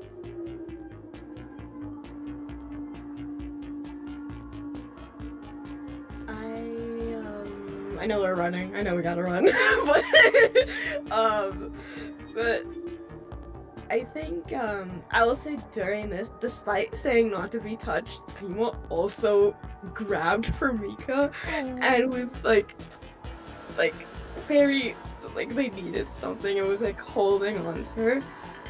And I think no matter what happens, it's the second that shot rings out to this moment as Doc discovers that Ziam has been dead staring at Dr. Asano's body, and it's not blank because she's still in so much pain, like she's gripping Mika so tightly, but she's staring at it, and it's just like it's very conflicting emotions going through that are hard to read, that sort of come off as regret and maybe being maybe just a bit upset in multiple ways. And as he just keeps staring at it, and then sort of her hand like pats Mika like rapidly as if trying to usher her to do something, but her eyes don't move. And that's it. With this data pad, can the mechs that the pilots just went into, are they on? Are they like locked in somewhere? They're online. They're restrained. They're still like restrained to the bays they're in, so they're not coming out or anything like that. So are you going to take the restraints off with this data pad on its wrist? If you knew how to operate it, absolutely. Trouble is, it doesn't operate like a normal data pad. It seems like it's just not super normal, honestly, if I had to be honest. Doc. Tosses Doc an arm. I think an escape would be best aided with a little bit of chaos, don't you think? I'm always here for chaos. And I don't think our friends here should stay locked in for the experiments of the PRV. Not anymore. Can I try and sync this data pad to my tablet? I think you can get the basic synchronization done enough to get done what Roxanne wants. If just to release these restraints, that's doable, no question. Anything more than that, like anything more complex than that, might be a thing you need more time for the sync, for like the full sync to happen, and you do wait when you're running out of time for you to get out of here. But you can definitely get some simple stuff done. I'll do the basic sync for right now just to get it off, and then I guess I'm carrying a fucking arm because I don't know how to detach it from the organic components yet, because I am an engineer, not a doctor. Hold the arm. You can pass it back. You gave me a computer. You're not getting it back. Help, Zima, please. I'm just gonna pat down Asana really quick before I help Zima. Anything else in her pockets? Anything else that I need from her? Like anything visible? Like no, anything useful here? I got Zima. That's fair.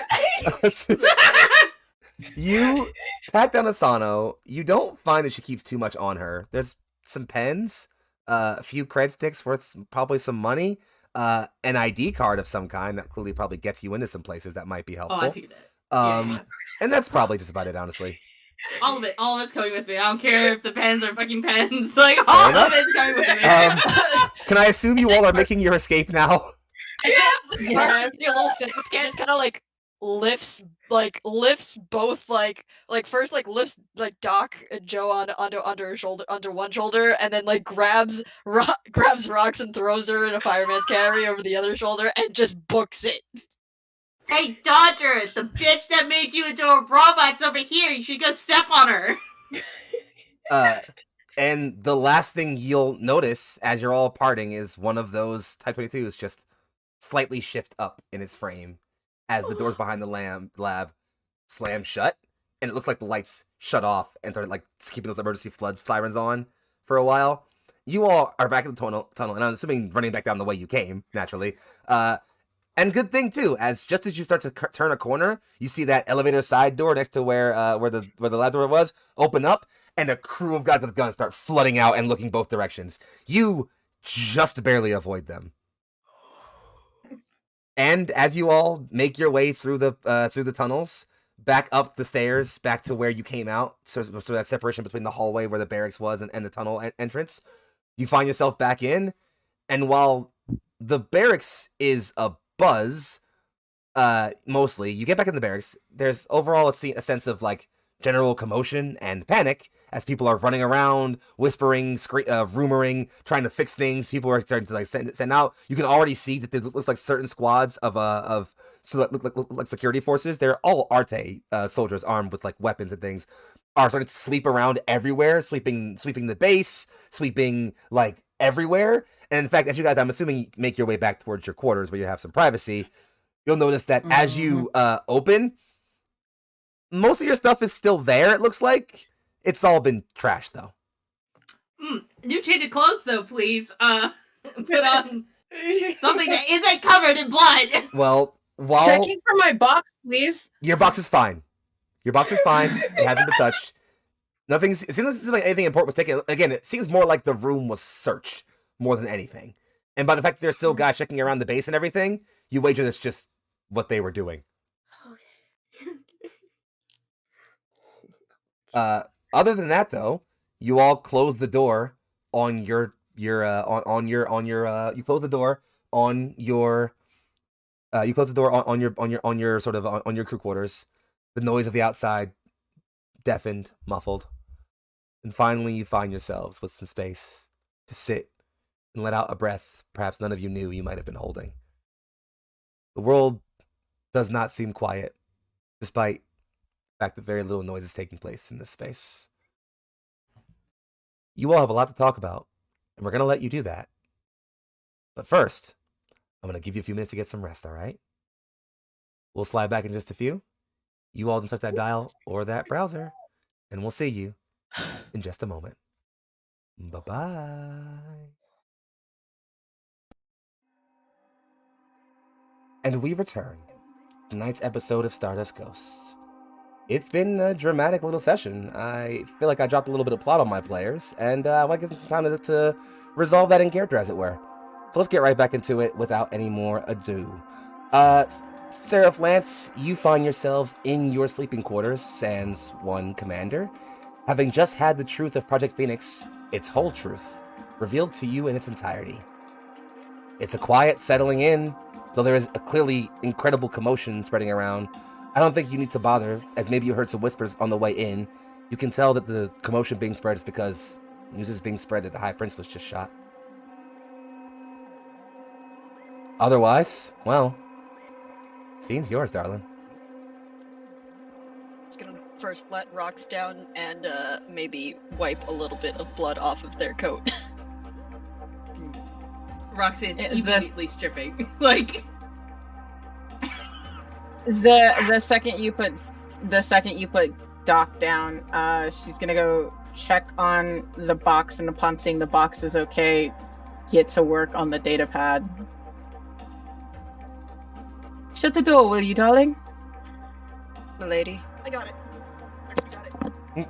so we're just used to this new accent, aren't we?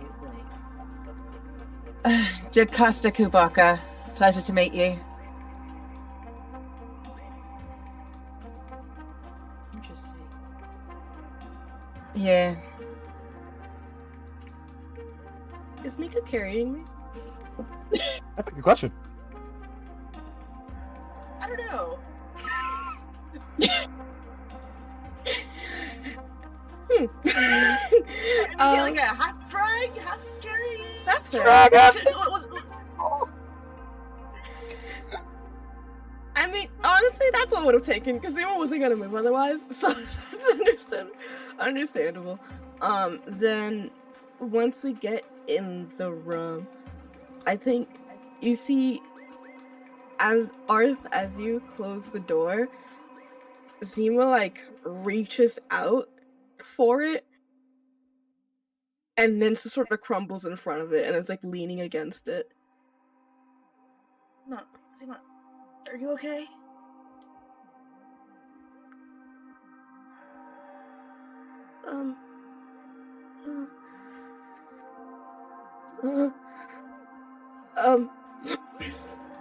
And they just keep repeating that. Stay here. I'll be right back. And Mika's probably gonna get actually the teddy bear that's closest to the door, which would be the one that got thrown at Dr. Sano, but just hand Zima the teddy bear. Maybe this will help. Hold it. Let's call it Ferdinand. Unless you have a better name for the bear. But here, this might help. Zima takes it. I think like one hand is like on like the door still, and like one hand is like holding the bear, and then very slowly she holds it to her chest and hugs it, and then just says, Ferdinand. Okay. Be okay. I don't know what happened for you. We felt a little, but we're here. We'll get you through this. Am I gone? Together. Am I gone? No, you're here. We're all here. Well, except our commander, but we're all here. Of which, son, what happened, Commander? Was that? Yeah. Well, someone may have accelerated the plan for Tamir to be injured. Instead of waiting for the battlefield, they just shot him outside of a chocolate shop.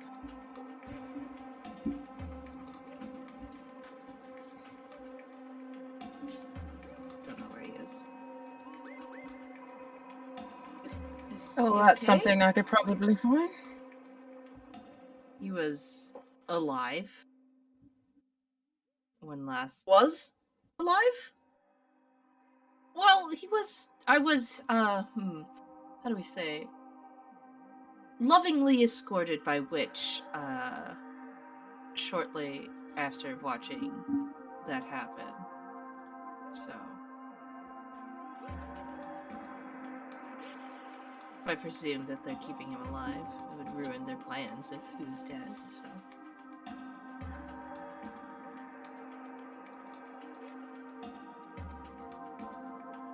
Can we? I want to see him. We've got to find him first, love. While I'm working on this data pad, can I get anything off of this data pad? Is my gonna be my first question. Can I, When you say anything, like, what are you looking for? hang on, list. First of all, I would probably look for, if Witch was telling the truth about what, like, her involvement with my parents dying. Not Witch, Asano was telling the truth about her involvement with my parents dying. If not that, then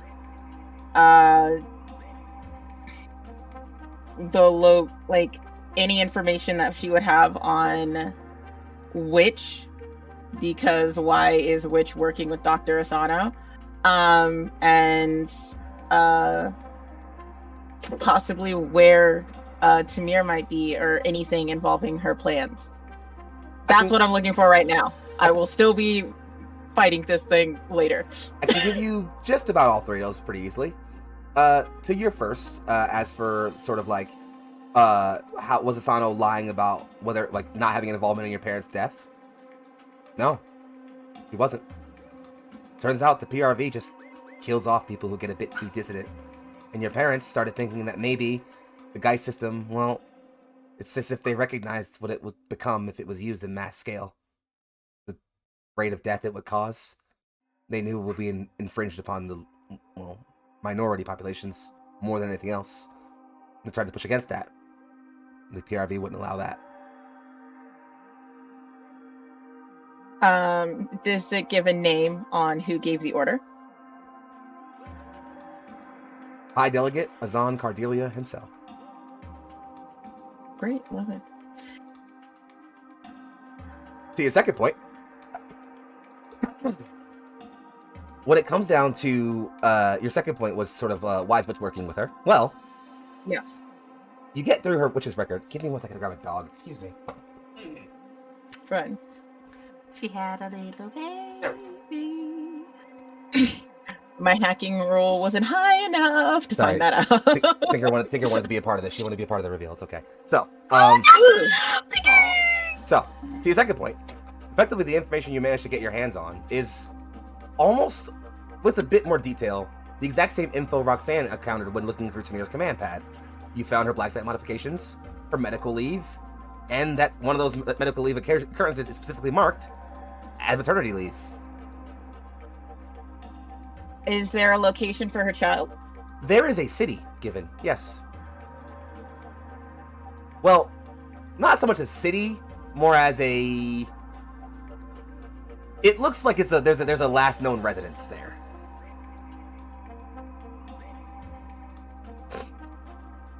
It's coordinates, so you'll have to like turn that into like an actual like location sometime soon when you can sit down and do that. But you wagered you want to grab all the info you can before you get locked out, possibly. So you're mostly just grabbing stuff right now. You're not like worrying too much about that. But you do get a location. You're certain. Totally. To your third point, where's Tamir? You do get a location. There is a hospital which has like some very, very elite facilities that are kind of like, you know, sectioned off, some like elite quarters. He is currently, according to some comps that are able to gather, being held there and currently actively being worked on to get him out of critical condition. Also says he's under guard. Anything interesting about the data pad, Doc? Coordinates for Witch's child, which is that's new information. Witch has a child? Oh yes, she does. How do you secure the cooperation of somebody to do all the things that she did? How the bloody hell do you know that? Never mind, we don't have time. I found Tamir. He's in a hospital under guard. He's still alive. Yeah, they're trying to put him in a more stable condition. Forced the procedure on him yet, have they? No, not yet. I believe he's too critical at the moment. So, right, we should, before we do anything else, that's all I can get out of this thing right now. Last thing I want to try and do, Foxy, so I'm not walking around with just a disembodied arm. Fair. Is there a way to disconnect the mechanical components from the organic components without corrupting the data? Doc, do you keep any medical equipment on you, like medical supplies, like sutures or anything like that on you? Get my pup off my lap. Let me check my thing. Roxanne might. Fair and valid. I mean, I'll simply say, if any of you have some kind of medical or surgical tool you could use to like get a precise cut around the flesh around this pad embedded in this arm, yeah, you could. Sorry, Arth only has an actual sword. I'm sorry. You're talking to like you got Arth here. I got people with knives. Yeah, I'd say with And the knives Arth gave me. yeah, with the knives that Zima and Mika have, and with Arth's like other blades, it's again messy, less messy than it would have been if Facade just ripped it out, but you get it out with some gunk, you know. Right, I can just clean that up later. Yeah, that's all I feel comfortable doing here right now. I can go at it again later, but at least we know where he is. And this time we didn't kill our commander, so might as well save him. It sounds like y'all are about to do some planning. My vote. I got a song for some planning. Excuse me. Go ahead. Are you suggesting we heist our commander out of a hospital, Doc? Unless you want him to turn into one of those things Dr. Asano just created. A puppet. He doesn't deserve that. I'm quite fond of the boy. Maybe not as much as you. Who said I'm fond of him?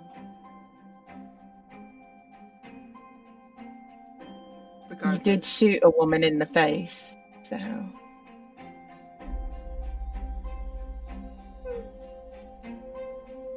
She was kind of annoying anyways, so... Oh, yeah, she hurt my daughter. Oh, absolutely fine with you. Was what you did. What did you... Why did you... Zima, sweetie, are you alright? I think Zima actually doesn't look at Doc or respond to that. She looks at Roxanne, and like it's in her eyes as she's clutching this thing and like leaning against Mika still, but in her eyes it flickers between a look of thank you and a look of almost hatred. I think Roxanne will smile. I think she sees that there's turmoil. Honestly, because I could.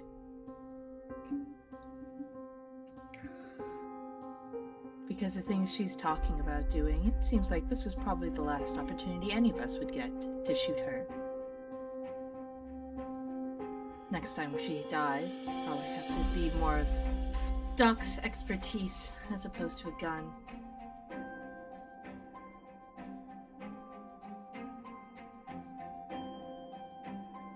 Okay.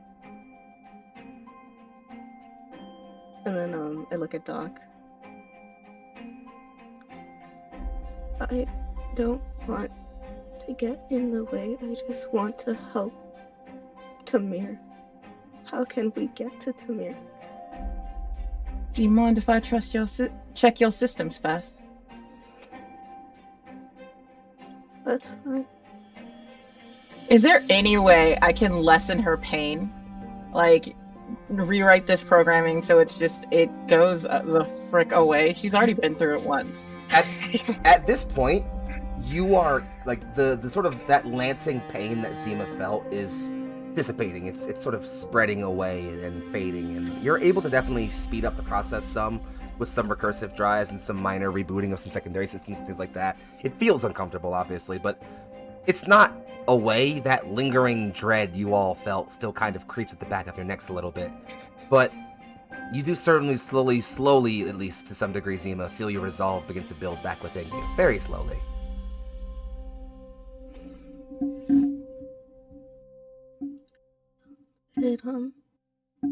It doesn't hurt anymore. Thank you. No problem, love. And I think if you come close to her, Zima will sort of turn the teddy bear around. What was the name you said? Ferdinand? He will turn the teddy bear around and says, "This Ferdinand." I grab the teddy bear's hand and shake it. It's nice to meet you, Ferdinand. I'm Joe. Do you want us to? You should introduce yourself properly.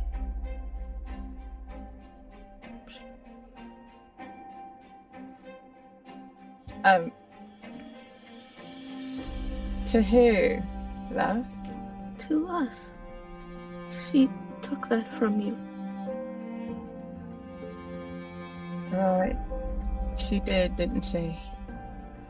Well, standing up straight, I will take off my lab coat.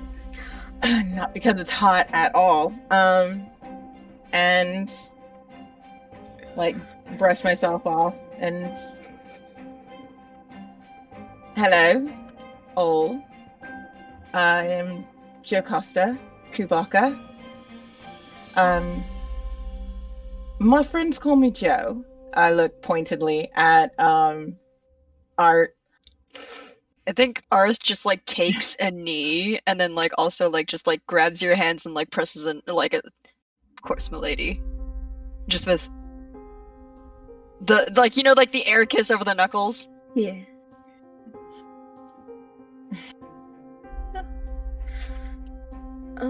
It is an honor to meet you, Joe. Lovely to meet you too, love. And Zima, yeah, I'm gonna do it.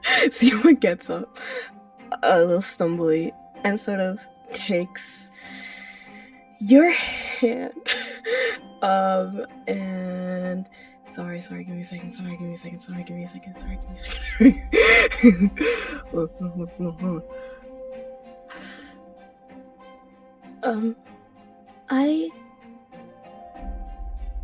My name, it was Keddy.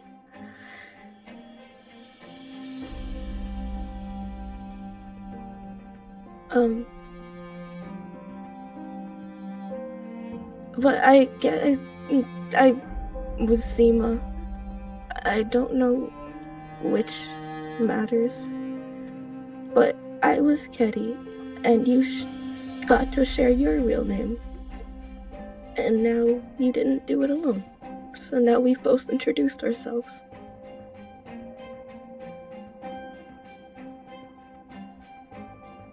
Yeah, Doc's gonna hug you.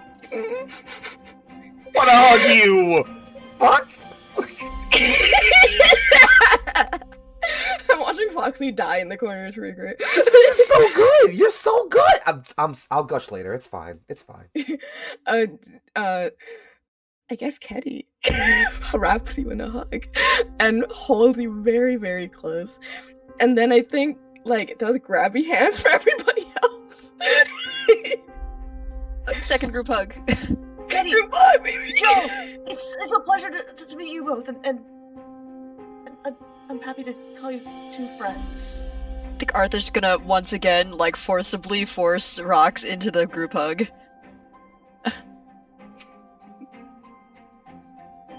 It's good to meet you too. Right, so as great as this is,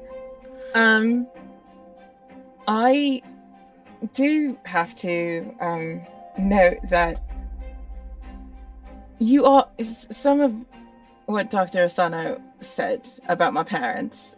Yeah, responsible for working on the Type 22s, but there is some research in there that I didn't recognize. I don't know where that came from. And I'm going to do my best with trying to limit her influence. if it's all right with y'all. Try and build a firewall for your system, so what happened to me won't happen to you. That would Sure. be preferable, yes. That's appreciated. Have I told you all about my have I told you all about Lily? Oh, who is Lily?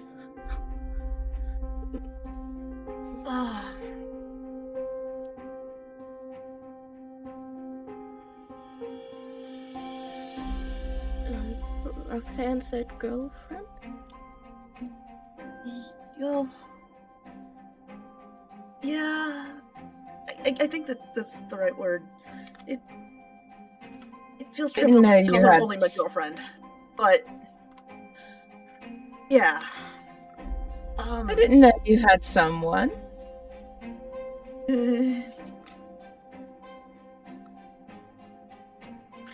Oh. Do we met need to have a when we talk were in with school. this young lady or young man? Well, she's a researcher in military intelligence. Not directly under Sano, but similar research pathways, I think is the correct phrasing. Should we get in contact with her? Would you like to speak with her? Yes. I would absolutely love to speak with her. Yes.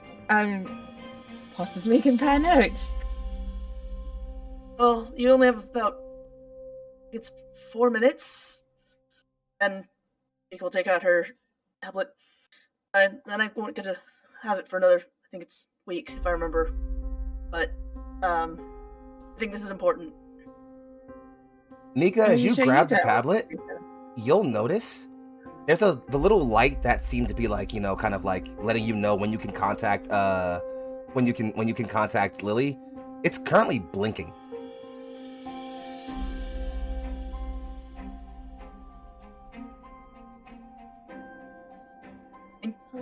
I think it's a good time to talk. I guess I'm introducing all of you to my girlfriend. Hope you like her. Turning the tablet on, I assume? Yep. And immediately you are graced with a face that looks incredibly familiar to you. She looks at you with some kind of concern, but it immediately drops to relief the moment your face. Thank the gods. I'm trying to get in touch with you. Are you okay? I'm fine. I've missed you so much. Miss isn't the right word, but I don't have the time right now. I Are you know. okay? I love you, Hi, Lily. but I need to have you meet someone else. Hey, here's the rest of my lance. Hello. She. That's Doc Joe. Yeah. Hello. Pleasure to meet all of you. Genuinely. Thank you for keeping my Mika safe. It's the other way around, love, but we'll get into that later. Can you tell me about your research under Dr. Asano about the Geist system? I have so many things to tell all of you, but that will have to wait. And unfortunately, our plans have to be modified. So, I am unsure how to do this all, but you will need to trust me briefly. If that's something you can do. And if you do... Mika trusts you, I do. Lily. And you know I trust you with my life. And I Good. trust my life with them. Good. Then, well... I'm going to break your commander out.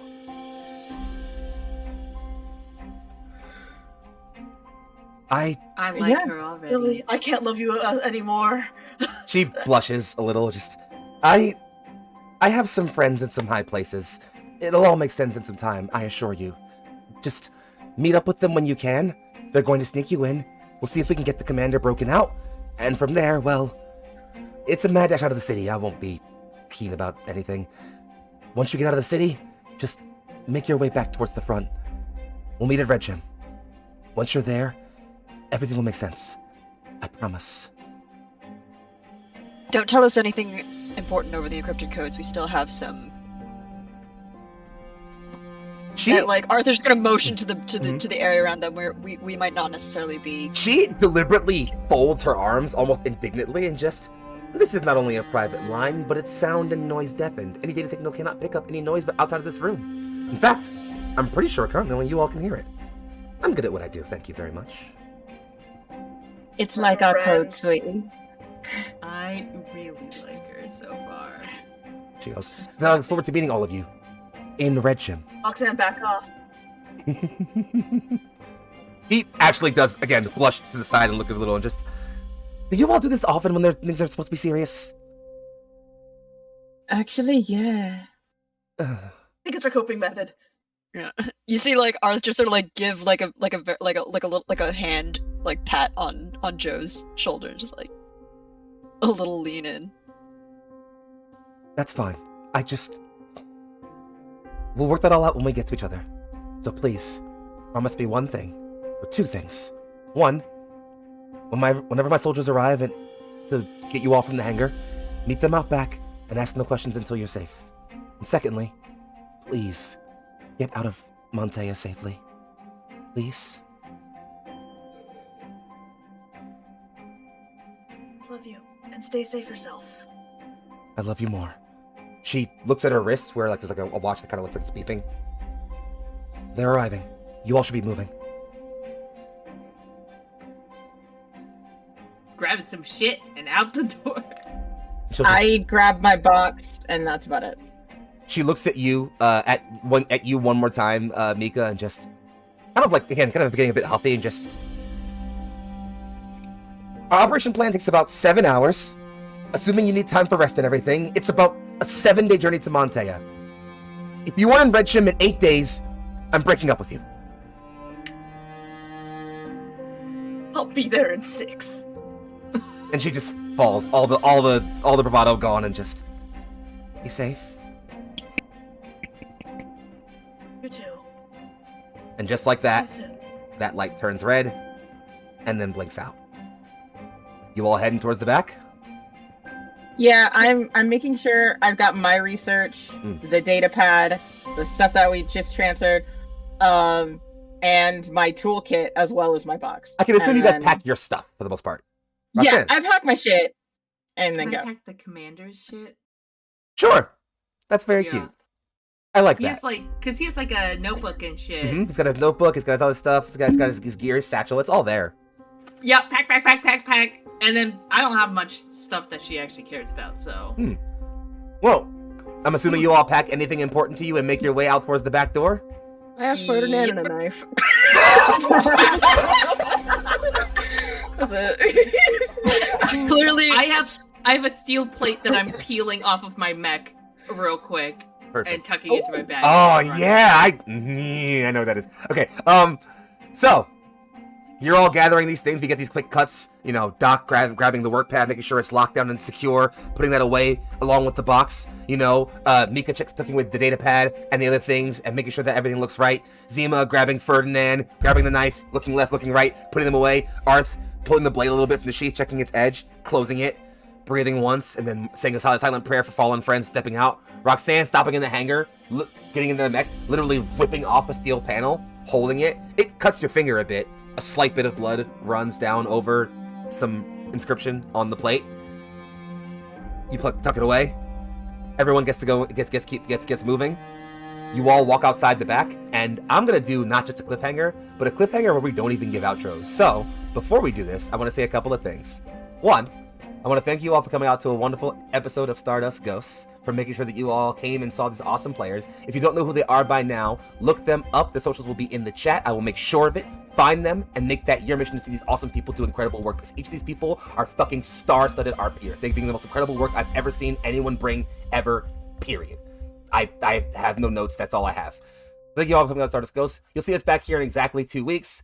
And other than that, we want to shout out our women's charity, Once again, please check out the SMH charity command in chat. Check out the charity we're supporting for the last Women's History Month. Give them anything you can to push for helping our femme-presenting people in the community and outside and worldwide. Thank you all for everything that you've brought to this group. I love you all so fucking much. And to end this session, I'm going to give you all something that I think I wasn't planning on doing this at all. I'm going to tell you that.